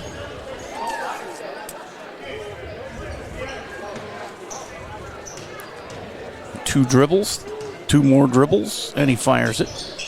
No good off the front of the rim, but Kahn works it and gets the rebound. Nice feed underneath, and 2 more for Marquise Jeffers-Joseph. He's got 9 to lead all scorers. And we are back in the lead, 34-33. I think I keep hitting you over here, Chad. We're a little cramped here in our little corner of the world, but a whistle on this Eagles possession, so a foul on Albert Lee is going to be called on number 5, Amon-Ra Brown, his first. He's explaining to Cates. Actually, Cates is explaining to him what he did wrong there. At the line is number 1, Kellen Endrig. He's got a 3 to his credit. And now a 1. He ties it at 34 with 3:01 to play. Pretty good scoring pace here with 3 minutes left. Both on pace for close to 70 as he makes them both and gives the Eagles the 1-point lead. 35-34, 2:54 to go. Kermis has it. He's going to take a 3, and it bounces no good off the rim. Rebounded by Devin Grabenow, who grabbed it now and has his team in possession with a 1-point lead.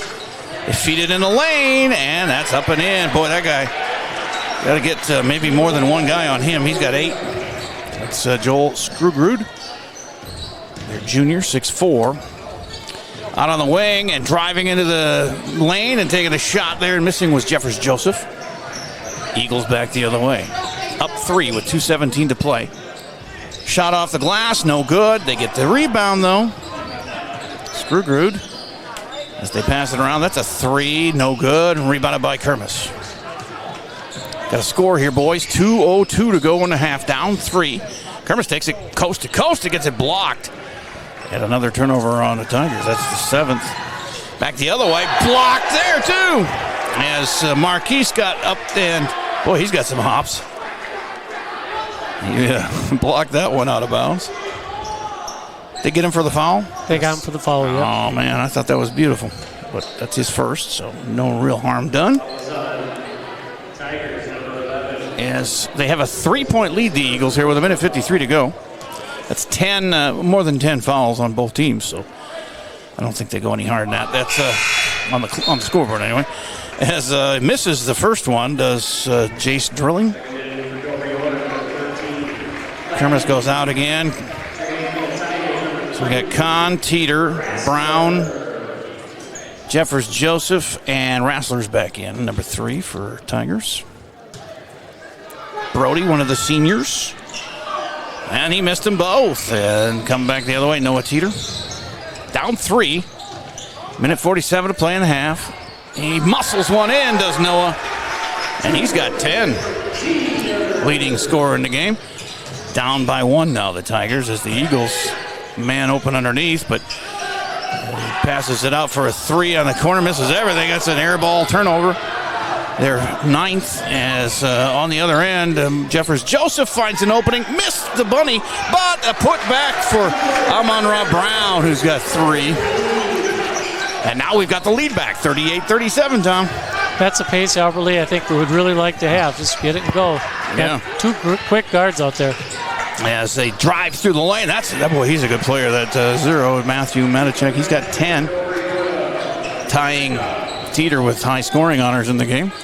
39-38, Eagles with 56 seconds to go. Kahn fires a 3. He's got 2 of them in the game, and he missed that one miserably.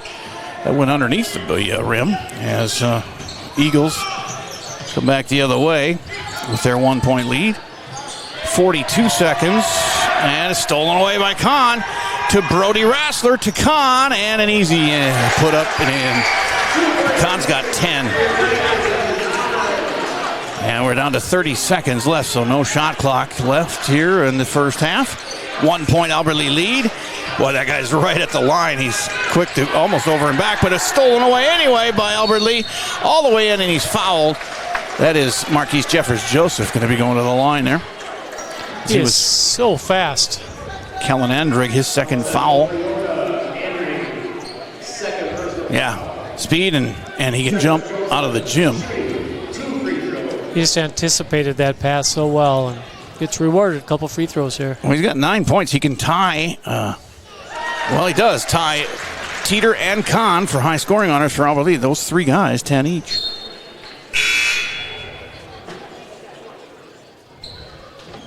Substitution for the Eagles. Brings Joel Scrugruda back in here. He's quite a player. He and Matthew Mateka seem to be the leaders of that team. Number 0 and number 21. And they missed the second one, did Marquise. But three guys with 10 for the Tigers, and it's 41-39. We have the 2-point lead coming down to the last 10 seconds. Here's a long three. Rolls in. Oh, wow. Wow. That hit every part of the rim. And Mateka has a 3 for 13 points, and the buzzer beater does not beat the buzzer, and it's going to be 42-41 in favor of the visiting Eagles from Dover EYOTA here at halftime. As that was quite a half. We'll talk about it. We'll look at some replays here, too, coming up on AlbertLeaLive.com. Same practice, same team, new focus. Advanced Family Dental is now Advanced Focus Dental. As dentistry has changed, we have too. We still provide routine dental care, but have added cosmetics, smile makeovers, clear braces, Botox, and fillers to our services. We also custom design and 3D print beautiful lifelike dentures in days, not weeks. Don't put off the new smile you deserve. Advanced Family Dental is now Advanced Focus Dental. Learn more at afd.dental.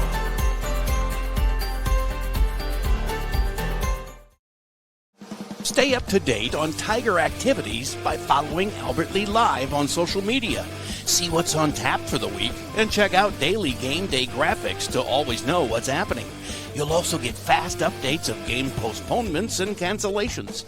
Like and share our posts to keep others updated, and leave a comment with any questions for quick answers. Follow us at Albert Lea Live on Facebook, Instagram, and X, and catch all the action on AlbertLeaLive.com.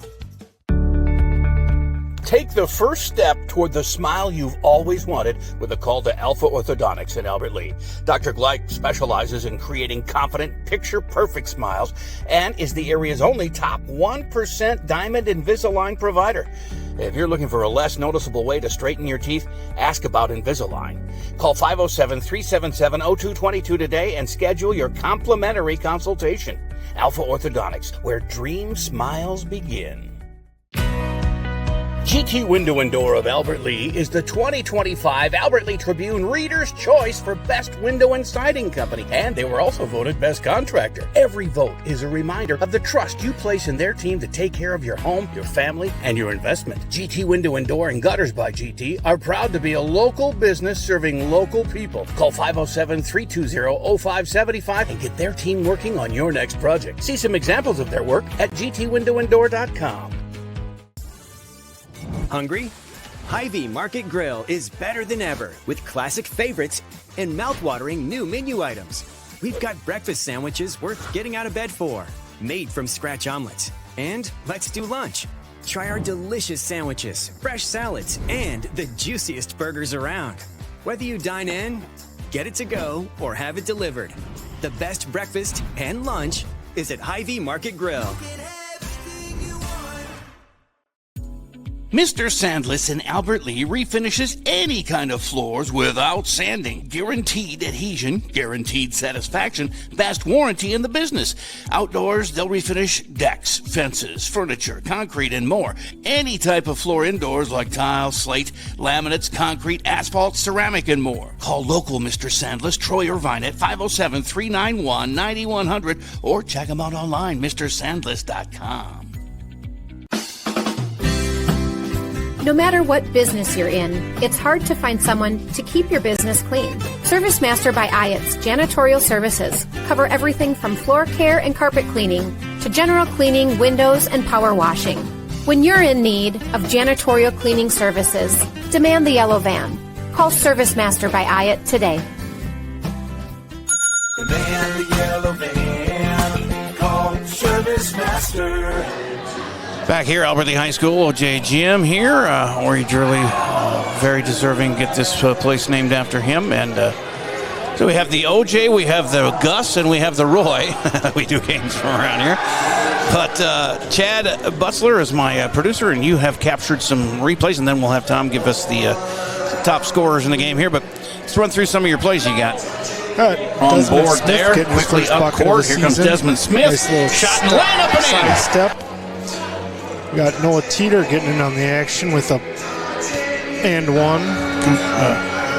Amon-Ra Brown. And now a drive down the lane, a stop and pop. Yeah, Teeter had a good half. Tom was saying there, it was nice seeing him square up to the basket, take the shot. Khan showing some 17-16, but quickly back the other way. They miss on a layup, but they get the rebound. Yeah, he's got some hops too. Yeah, he does. And we got Jeffers Joseph with another looks like a 3 and 1. But I don't want to make up my own rules. Nice drive to the bucket. Looks like the guy kind of grabbed him on the right by.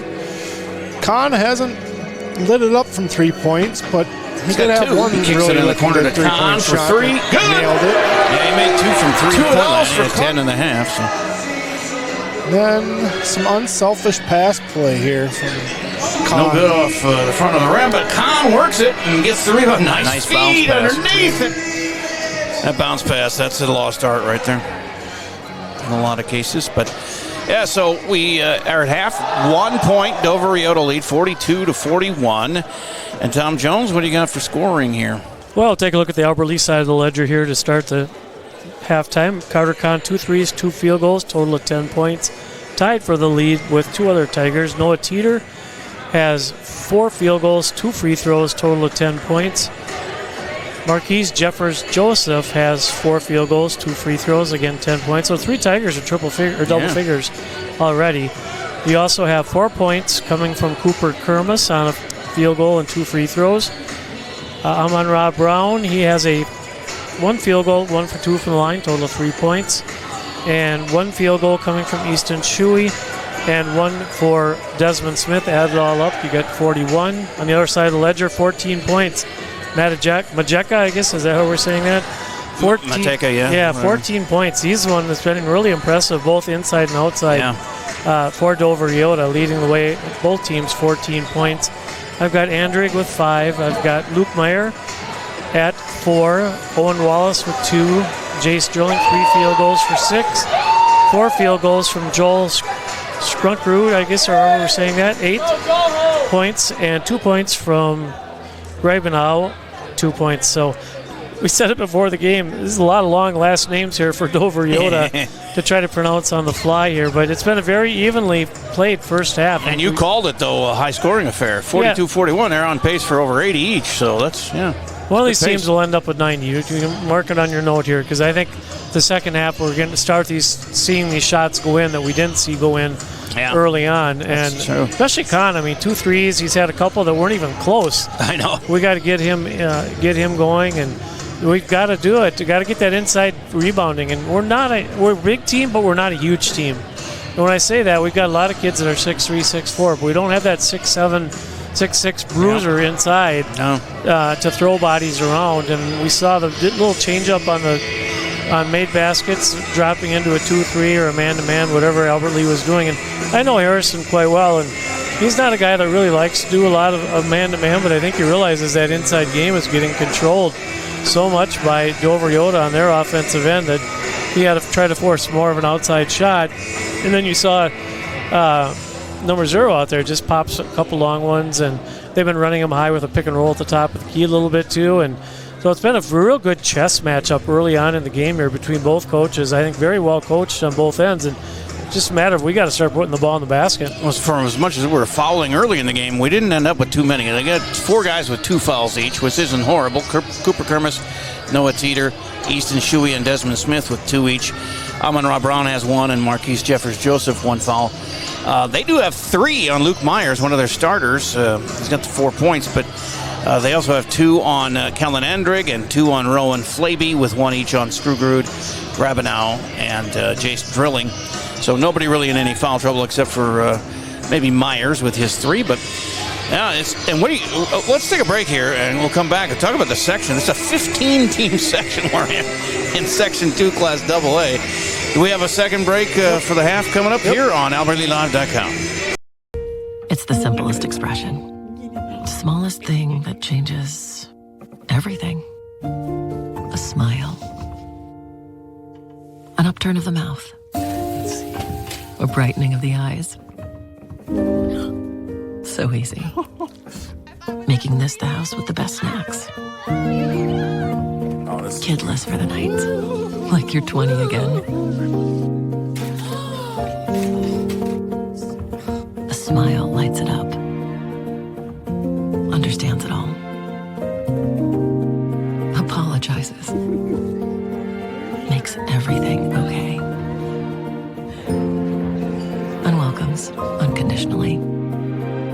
Because the shortest distance between two people How's your day going? is a smile. Thank you. Hy-Vee, where there's a helpful smile in every aisle. When you need insurance coverage for anything, you only need to make one call to Troy Thompson Agency in Albert Lea, 507-377-2852. Troy has been an independent insurance agent for a long time, and that means that he can find an insurance plan that's perfect for you from one of the many top-rated insurance companies he represents. It's complete insurance coverage for your car, home, life, and business. Troy Thompson Agency has it all for you in one place. 1330 West Main Street, Albert Lea. Call 507-377-2852 today and get the peace of mind you need. No matter what business you're in, it's hard to find someone to keep your business clean. ServiceMaster by IOTS Janitorial Services cover everything from floor care and carpet cleaning to general cleaning, windows, and power washing. When you're in need of janitorial cleaning services, demand the yellow van. Call ServiceMaster by IOTS today. Demand the yellow van. Call ServiceMaster. Jonathan Streckert on camera doing a great job for us here tonight, a senior here at Albert Lea High. And Jonathan, how's your senior year going? Pretty good, so that's good. How's your grades? You going to be on the honor roll here?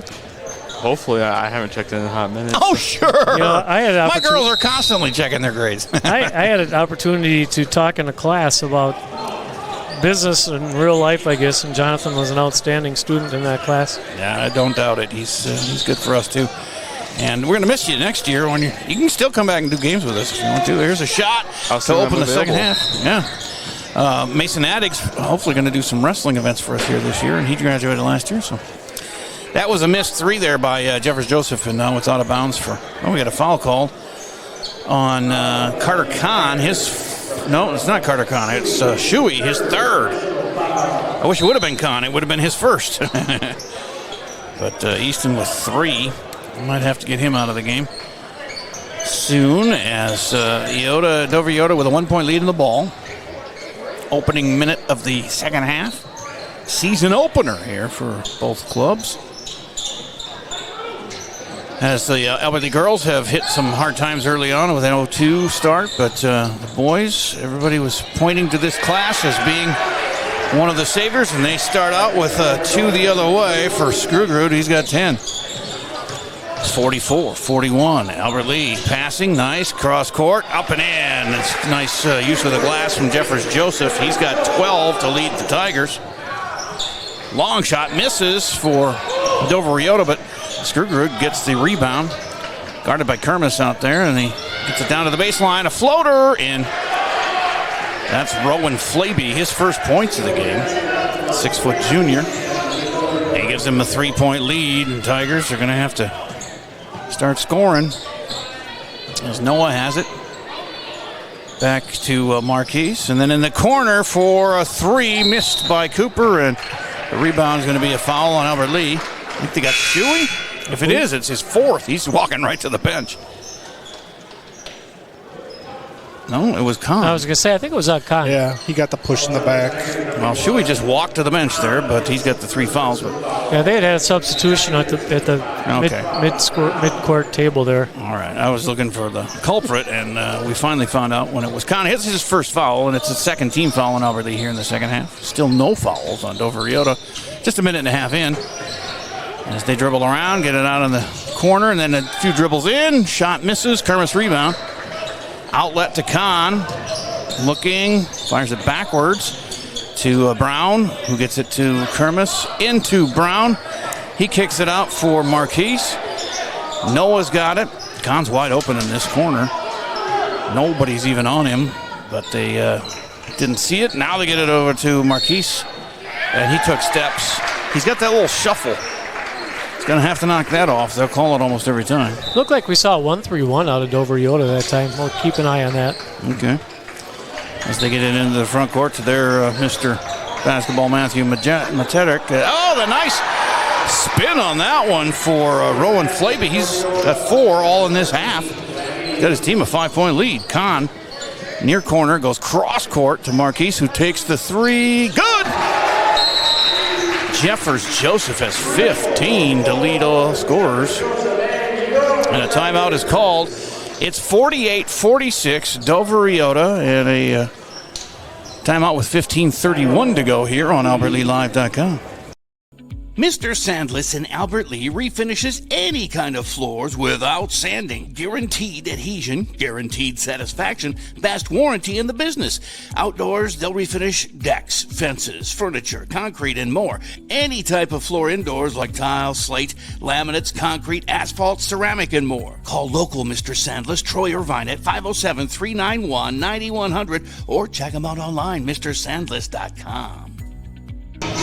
So we're back, coming out of the timeout here after the 3 by Jeffers Joseph, who gives him 15, and he's the leading scorer on both teams. And a nice debut for him this year, as he's the underclassman starting for Harrison Cates, the junior. And a 2-point deficit now. Dover EYOTA with a lead in the ball. Plenty of time left in this one, 15:30 to go. And taking their time, crossing the timeline, finally getting across. Double team as they go to the far side. That's stolen away, finally, by Brown. It'll be turnover number 10 on Dover EYOTA. Kermis tries to push it in there, and he gets stuffed. And back the other way come the Eagles. Ooh, close to traveling there on Skruggerud. But he gets out of that one, and Mateka takes it to the hole, and he gets his own rebound, puts it up no good. And he gets a third chance, and he gets fouled. Rebounds, guys. Rebounds. Into the corner. 3 seconds. 3-second call. That's reaching deep.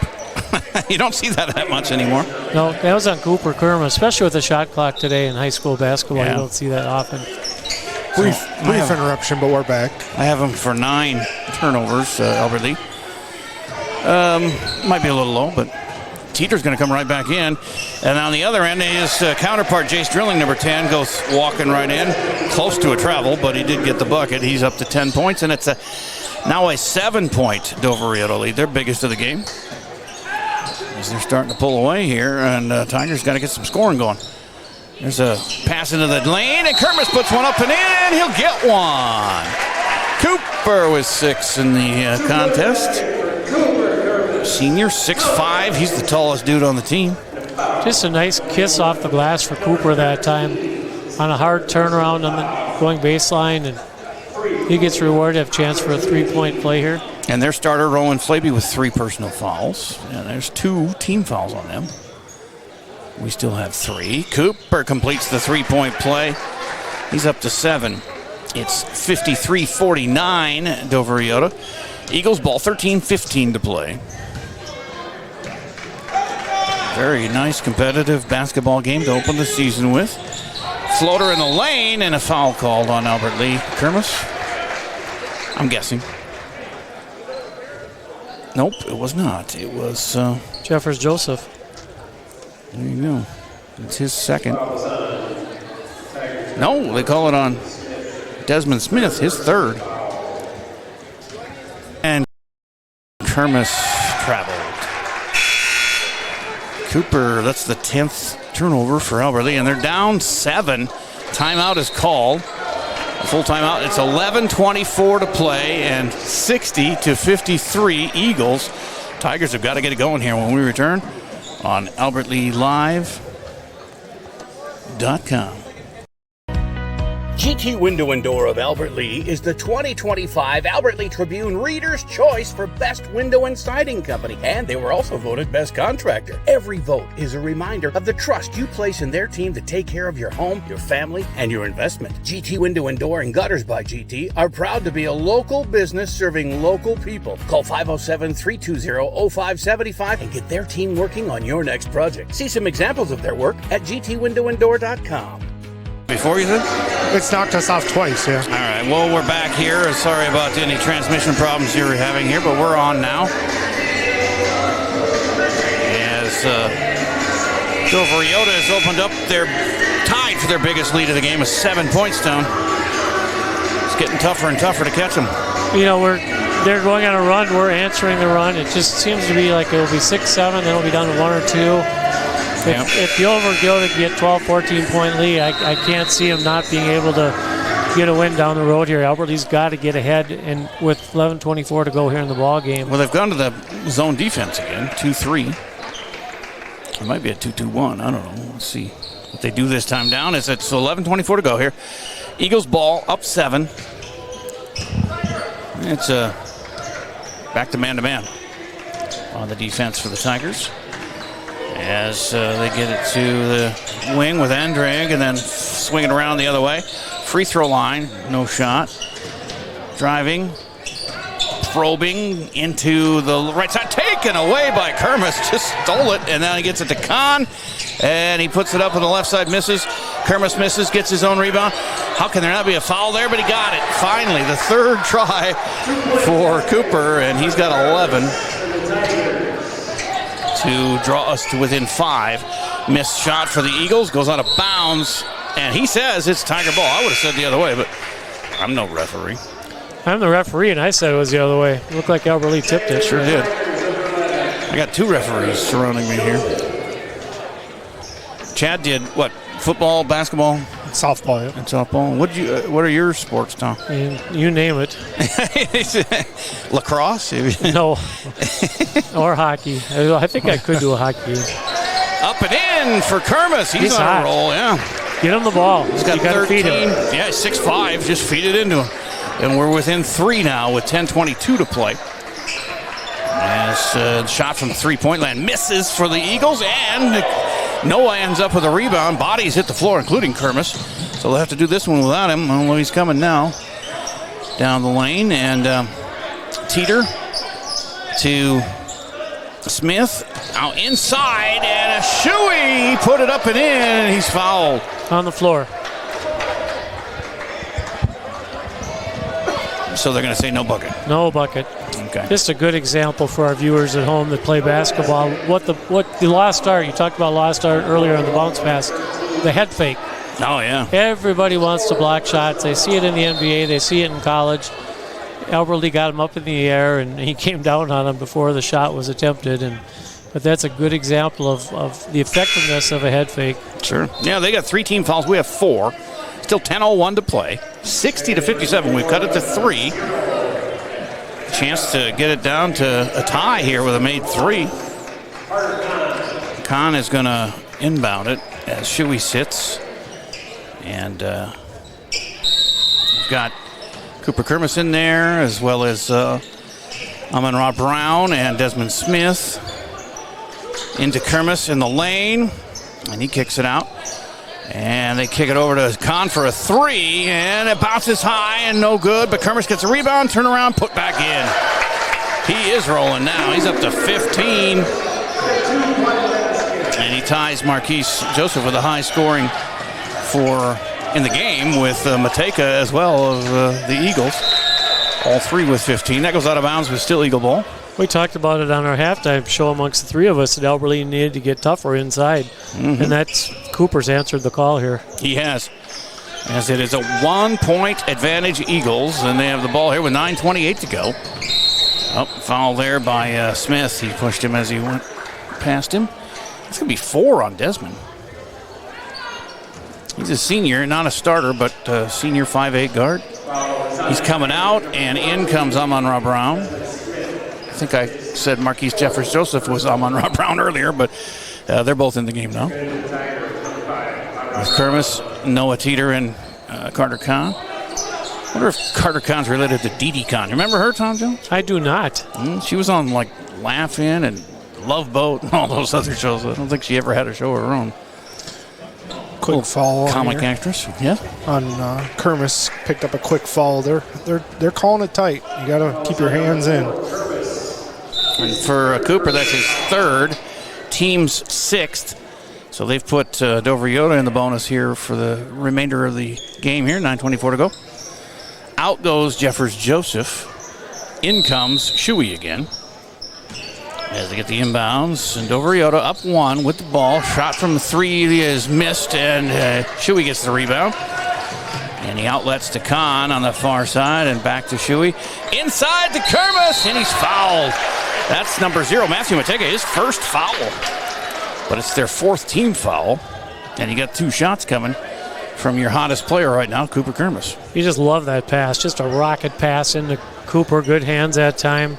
He got fouled hard. He's been going down to the ground two or three times here in the second half. Yeah, he'll have some bruises tomorrow. You bet he will. As he tries to tie it here with this one. He can take the lead at the line here. He makes them both. He does make that first one.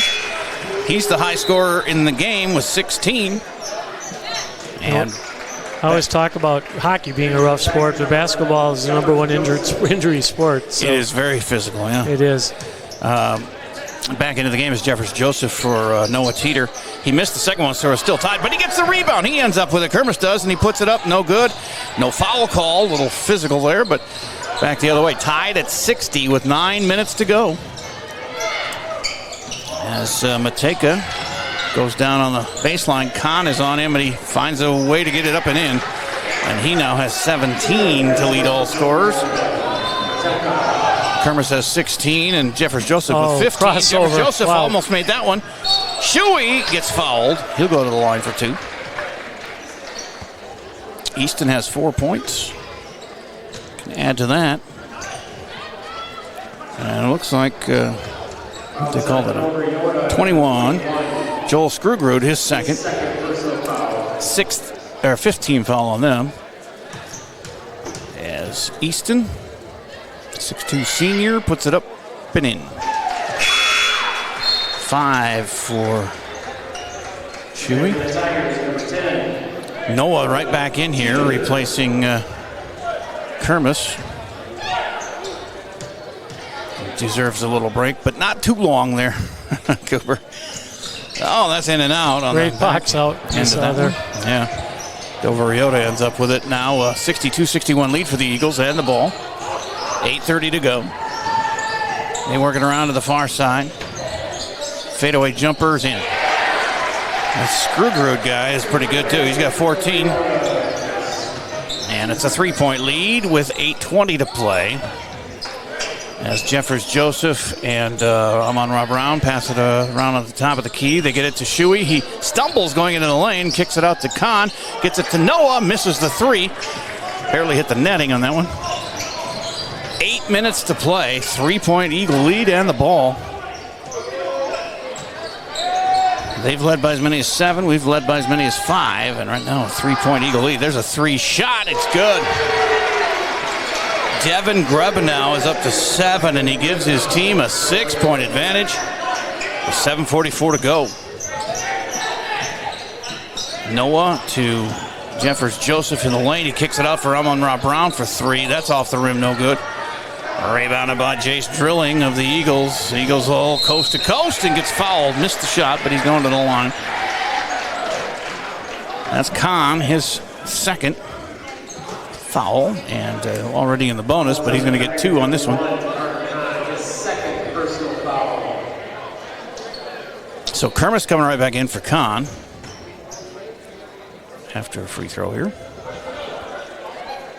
Made by Drilling. He's got 9.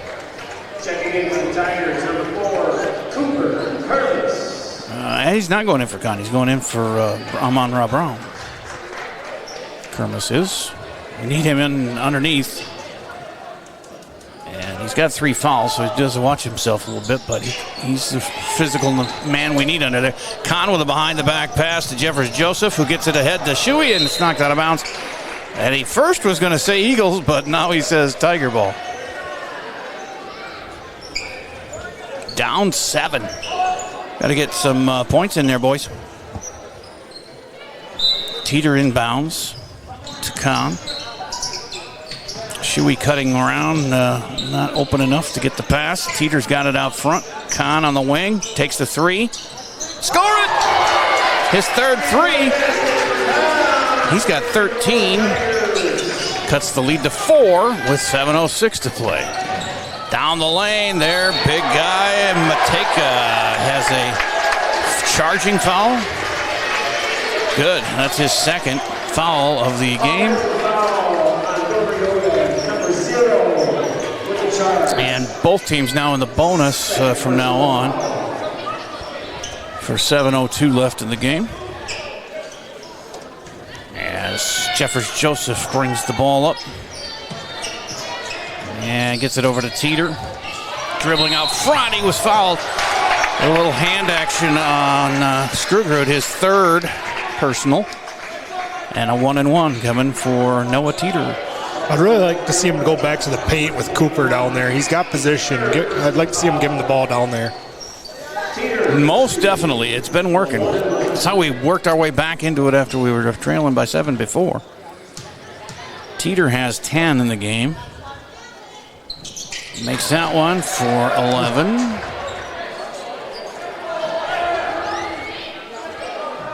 So Kermis with 16, Jeffers Joseph with 15, Carter Kahn has 13, Teeter now with 11.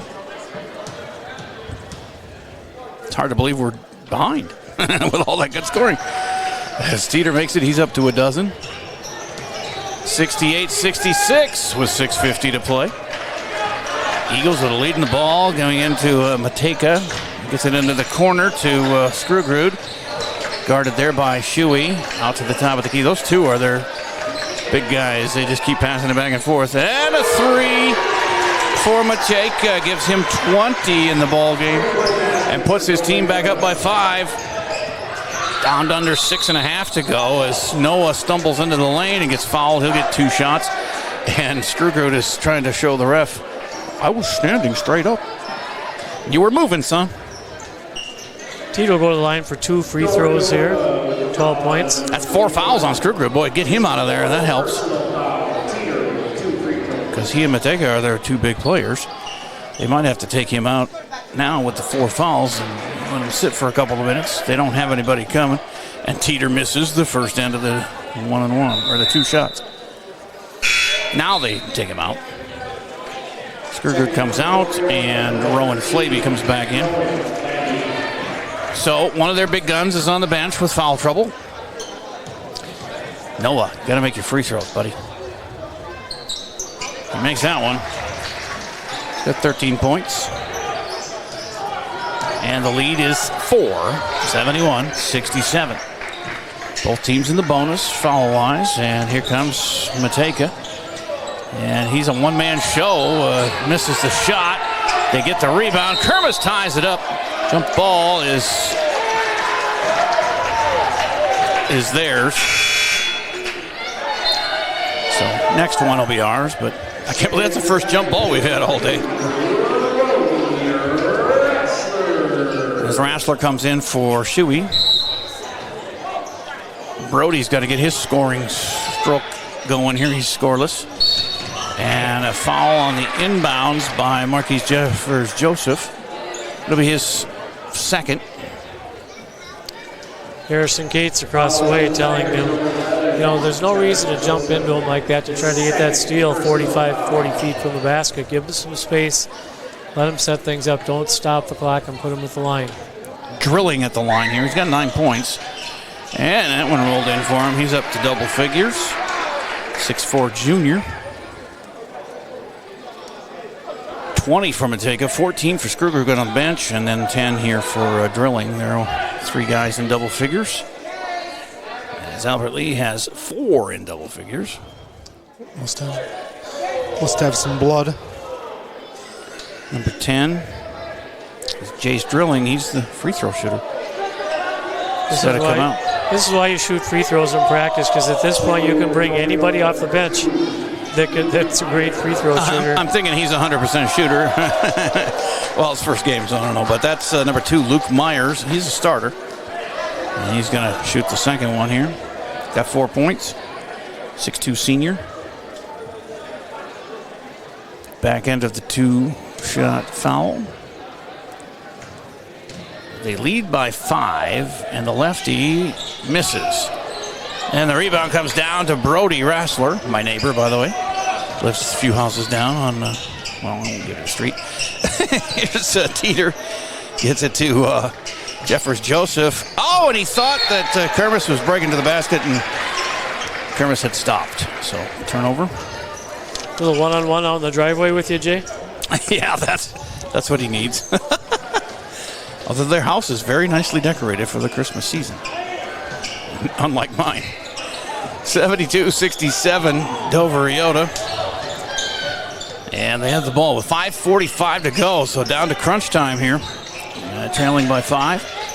And thrown right to Jeffers Joseph. He's going to go in for himself with 2 guys guarding him, and he gets fouled by his number 11 counterpart, Claudio Hernandez, sophomore. The other end, Albert Lee's defense was just tenacious and basically just forced him into a panic throw, and that's what you want to do with that aggressive zone defense like we just saw with some trapping everywhere. Stop the dribble and force him to a bad pass, yeah. As Jeffers Joseph with 15 on the night. And it rolled out.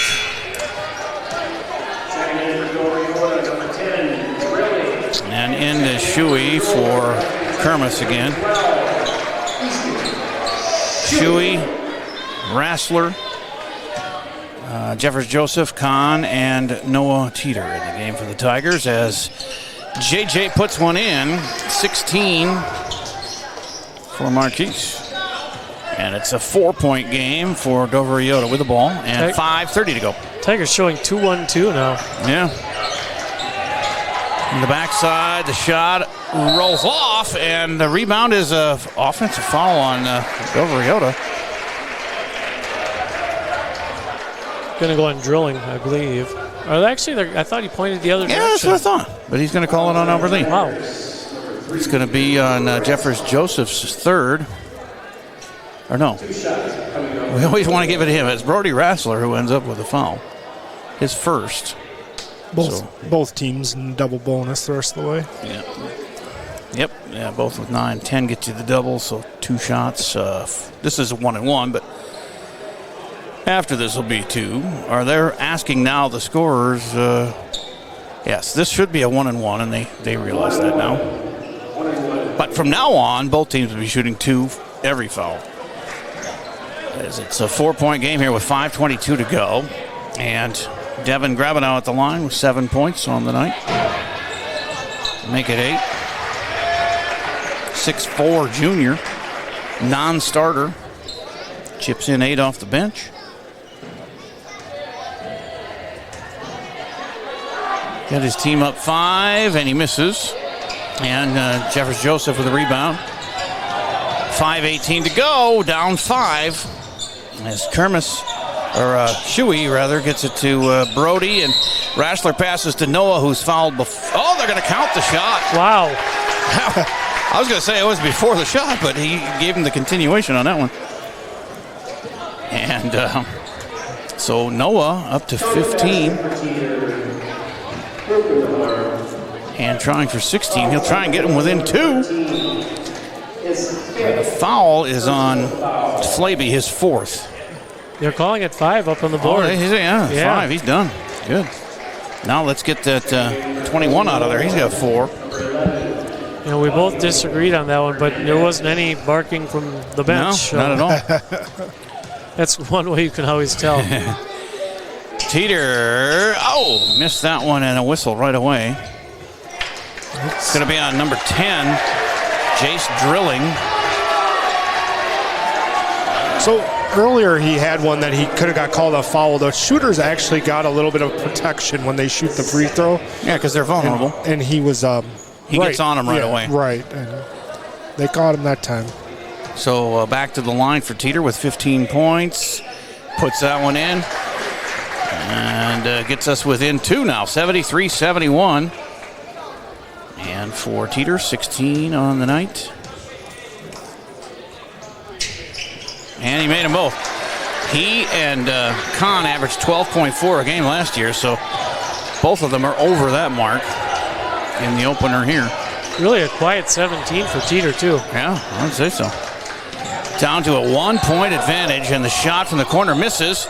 Kahn fighting for the rebound, and the guy went over his back. Yeah, number 10. It's going to be his third. Drilling. And a 1-and-1 the other way for Kahn. Great box out position by Kahn there to get that foul. Hey, he put him on his back and made him go over to get it, and worked out fine. Now he can make two and give us the lead with 4:54 to go. He's got 13 on the night. Misses the first, though.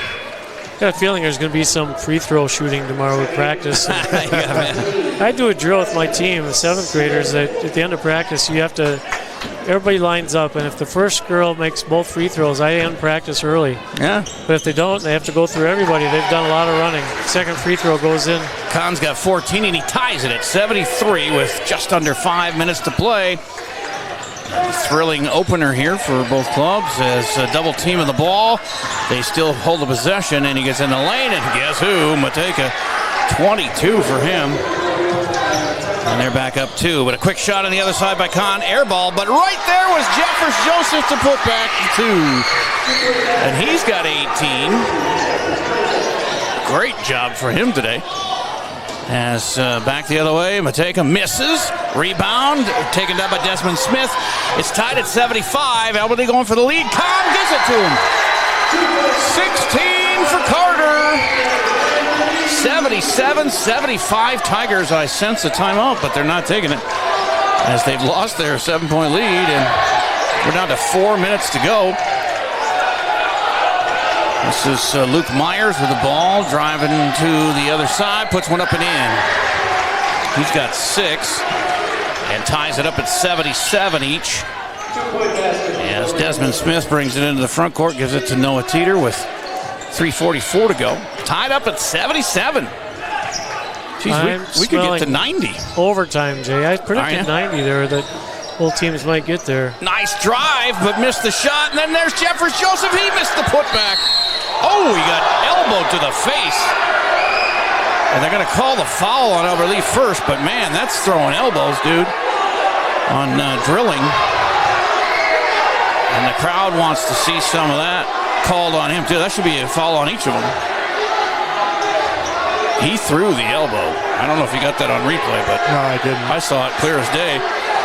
He got fouled and came down and just threw the left elbow right at. Yep, they're going to call it both ways, I think. They're going to get Jeffers Joseph and then Drilling. So Drilling was fouled first. He'll get the 1-and-1. And then they'll go to the other side for Jeffers Joseph to get a 1-and-1. I believe. Officials doing a good job of talking, letting things settle down. Yeah. Cates is trying to get a technical or something. You can't just throw an elbow. Honestly, I don't think we got a foul on Dover EYOTA, or they would clear it out for free throws. By Albert Lee bringing it in defensively here tells me that they did not call a double foul on that. Well, our guys were clapping, so I thought maybe they heard something. Yeah, if they did that, they would bring both teams to the side.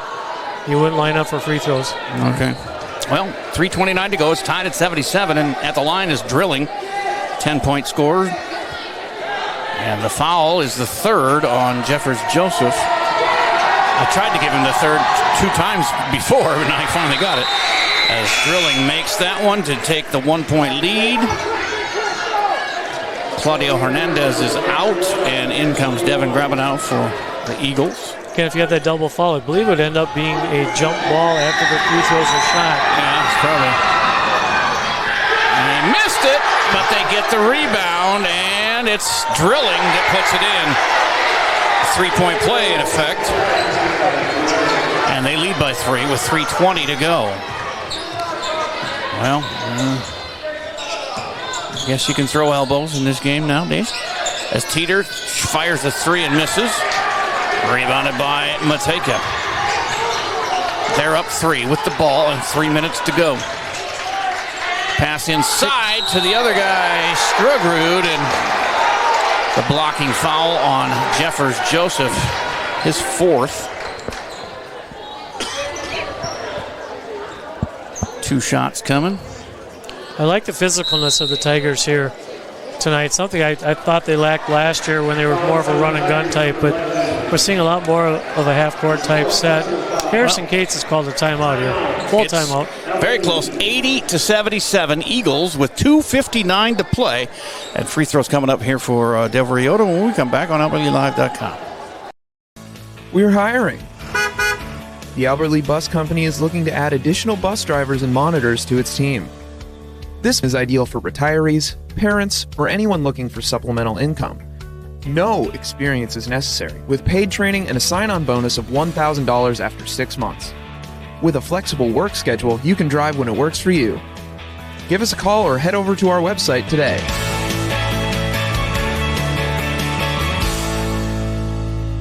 Back here at OJ Gym, exciting finish coming up. 3-point Eagle lead. They're at the free throw line with 2:59 to play. And Harrison Cates still pleading his case on the elbow that wasn't called. And we're in agreement with him, but it should have been.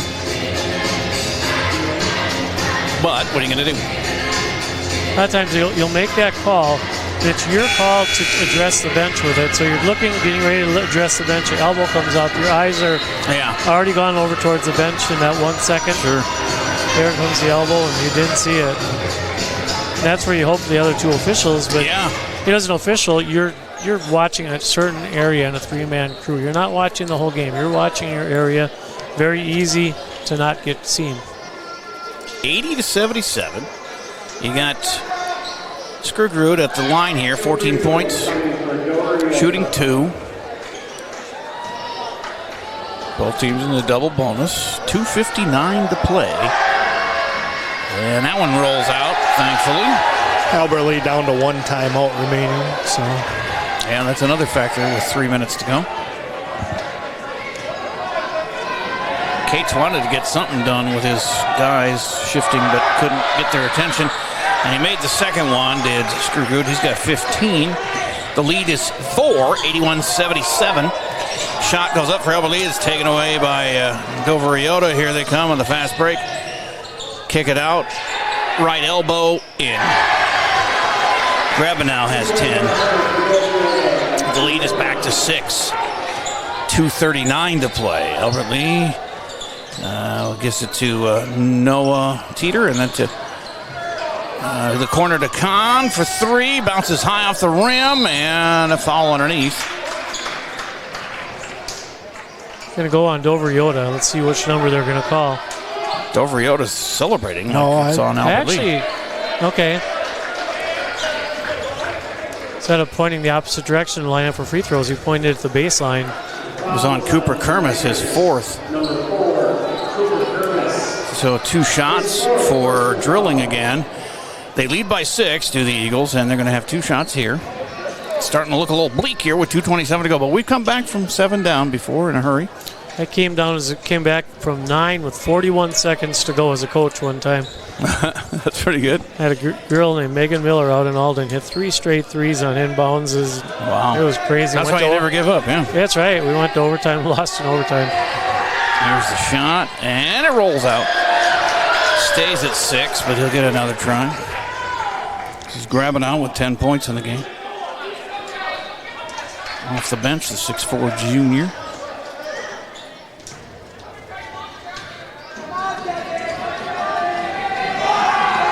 And that one is in. So 7, their biggest lead.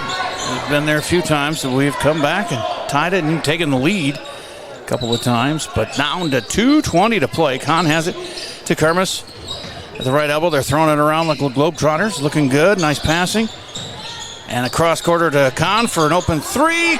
No good. And gets his rebound. Tries to feed Kermis. Shuey ends up with it in the lane. He puts up a wild one that misses. And DOVER EYOTA coming the other way now with under 2 minutes to go. Almost stolen away by Cooper. But Mateka takes it under the corner. 1:50 to play. They should try and run some time off, but pass goes in. It's going to be a foul. on Jeffers Joseph or Kermis, or Shuey. It's going to be Jeffers Joseph, I believe. Foul was on the Tigers, number 14, Desmond Smith. Oh, Desmond Smith. His fifth. He's out. Desmond fouls out with 2 points. And 2 for Screwgood at the line. Already up 7. Misses. And now Jeffers Joseph coming in. And so does Amon-Ra Brown. Maybe some three-point shooting there. Dover EYOTA makes his free throw. I'd put some token three-quarter court pressure on him, not letting Albert Lee get it set up. Let's see if they do. 16 for him as he makes them both. Timeout. And the lead is 8, their biggest of the game at 85-77. 1:46 to go, and we break on AlbertLeeLive.com.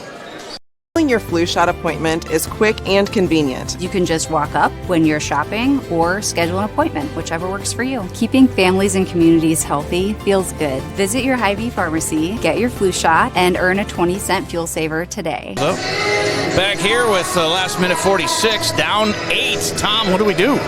Well, somehow or another we've got to get a three and then put some pressure on, full court on them. And maybe you have to foul here. Both teams will be shooting 2 free throws from here on out. I'm not sure that's what you want to do, but both teams have not been real hot from the free throw line tonight. So I think your first goal is you got to get the ball down, get a 3, and then I think we heard Chad say 1 timeout left for Albert Lee. And if we do have that one left, maybe call timeout, set up some sort of a full court press. I like the diamond press where you're doubling it all over everywhere. Chad, I mean, Kermis is hot inside for a while there, but we need more than those 2s with only 1:46 to go. Yeah, and I thought we were only down by 4 or 5, I believe, with 3 minutes to go, and I thought we went too quick to throwing the 3s up instead of looking back in the middle. And, sometimes you live by the 3 and you die by the 3, so. It's true enough, as it'll be Albert Lee's ball with 1:46 to go and trailing by 8. Whatever they do, it's got to be in a hurry. As they bring it down, then they're going to have to start fouling. And we've got a couple of guys with 4, so here's Amon-Ra Brown. Had an open 3, didn't take it. Gets it around to Kahn. Taking too much time, guys, as Jeffers Joseph fires. That's no good. And the rebound to the Eagles. Got a foul. He gets all the way down the court. They don't foul him, and he finds an open man. They swing it around to the wing, and that's up and no good off the top of the backboard. I tell you, when you're ahead by 8, you want to be shooting threes in that situation. You pull that ball back out. Yeah. Get that clock to run down. Dribbling it. Yeah, that's a coach's nightmare. His coach was yelling across the gym at him, too. Good move there by Amon-Ra Brown, letting it roll all the way to midcourt before picking it up, starting the clock. It's into Jeffers Joseph in the lane. He gets it blocked. Now he's fouled. That's Mateka's 3rd. And he'll get 2. It stops the clock with 1:10. And we're down 8, but now if he makes the second free throw, I think Albert Lee's got to put some full court pressure on here. Yeah, definitely. And when they've played tough D, they are good. Yeah, they've forced turnovers. Really good trap defense. Nice shot there. He makes it. And Jeffers Joseph up to 19 on the night. Leading scorer for Albert Lee. Cuts the lead to 7. Trying to get a 6, and he does. 20 points for Marquise. And they don't put the press on, and they let him go coast to coast. It's blocked on the other end. Kahn, they're going to give him a goaltending. And that'll be 2 more for drilling. You agree with that one, Tom? I was blocked by my bar ahead of me here. I did not see it. I slapped it off the back. Yeah, and that's an automatic, basically. Yeah. So, on the other end, we talked about not getting that press set up. Smart play by Dover EYOTA. They got that rebound, got it in right away. Albert Lee never had a chance to set up any type of a press. They bring Kermis back in for Shuey with 1:04 to go and trailing by 8.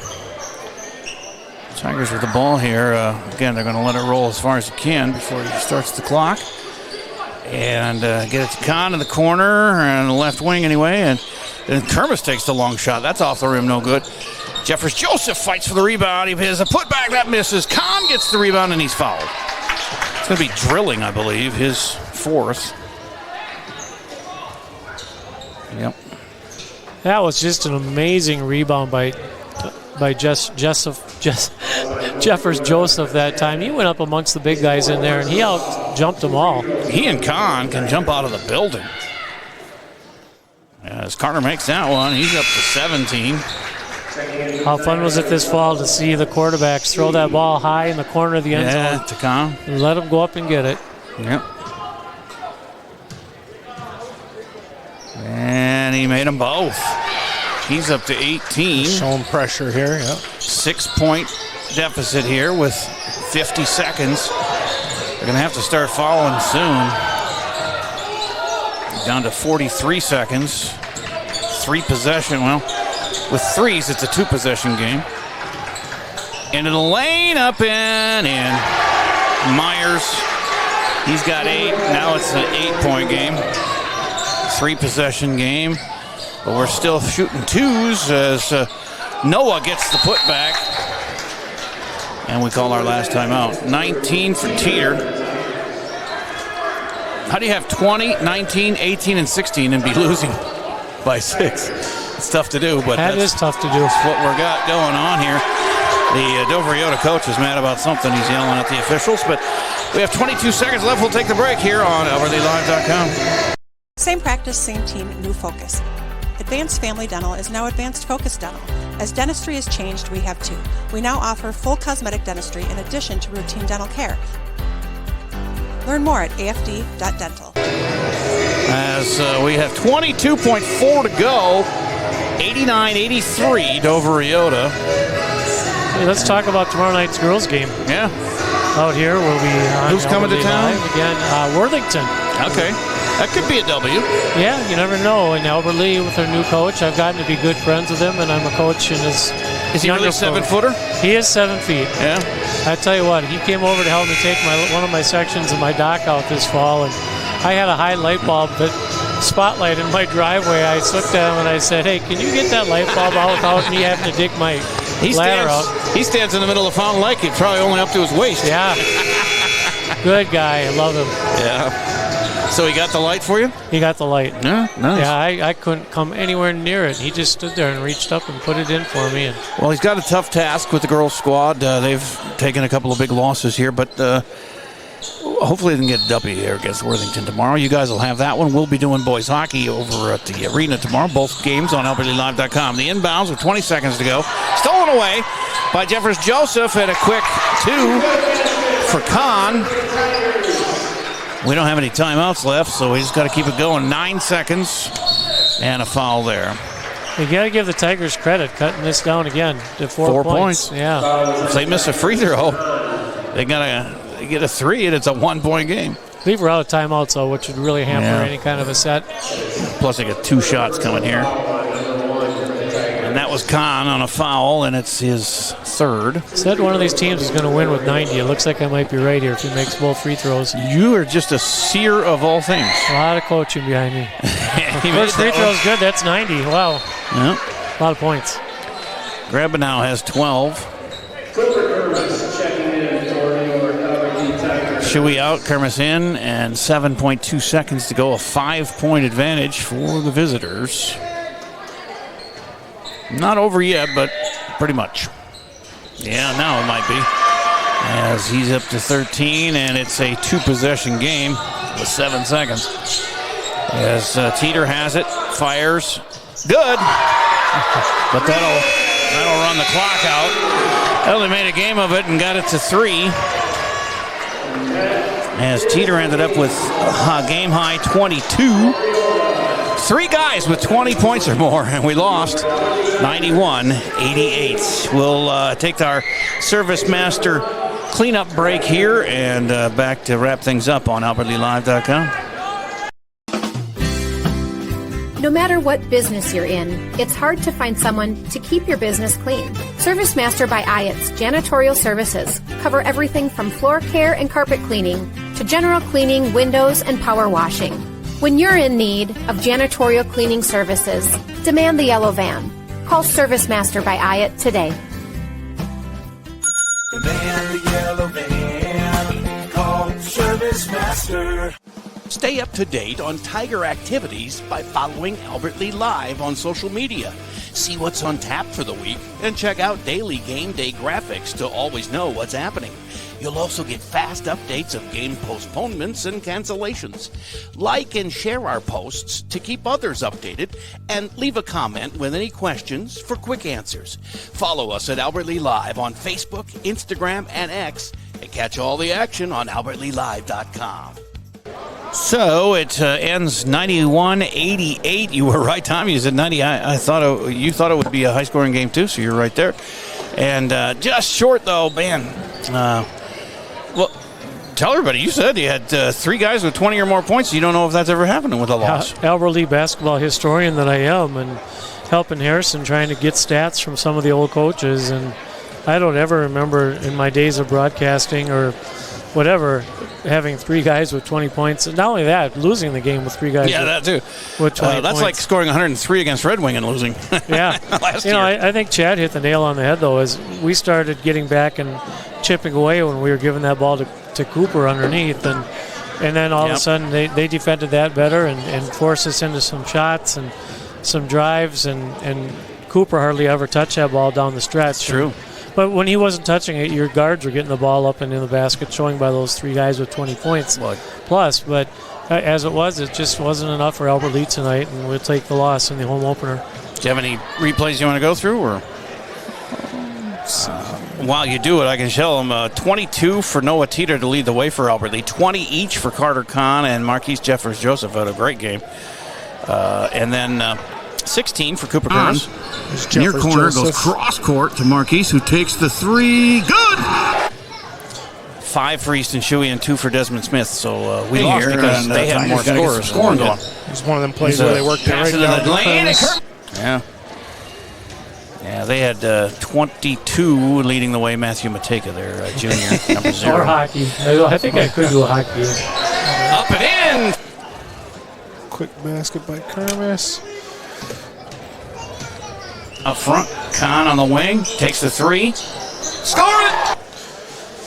And Kahn didn't shoot the best night. It's the first game of the season. They're still finding their groove. And he had a lot of misses early. Shuey, gets it to Brody, and Rassler passes to Noah, who's fouled before. Oh, they're going to count. He's not the only one, but they will have a game at Triton tomorrow. That's a tough one. And then Thursday, they have a game here with Winona. And that game will be on albertleelive.com. We have hockey as well. I'll be at the hockey game, but Lance will be here with girls basketball tomorrow with Tom, and with the Winona boys, a game against Winona for the boys on Thursday. And so those are the upcoming games for the boys. For the 0-2 girls, we talked about it. They're going to be here against Worthington tomorrow night. Game time is at 7:30. So get here or watch it on albertleelive.com. We have hockey, too, tomorrow with the boys starting their home season. And they got Mankato West coming to town with a 1-0 record for the Tigers, and that'll be fun to watch them as the season progresses, too. Tom, thanks a lot, man. You're always welcome to all these games, girls and boys. Doesn't matter. We'll find a microphone for you. Put you to work. Chad, thanks again for your great producing and good camera work again, Mr. Streckert. Always a joy to see you. You've been a stalwart for us here from the Tiger Vision group, and we do appreciate that. Thanks to you for tuning in, and also to all of our great sponsors. Couldn't do it without them, too. I'm Jay Paul. Have yourself a good night on albertleelive.com.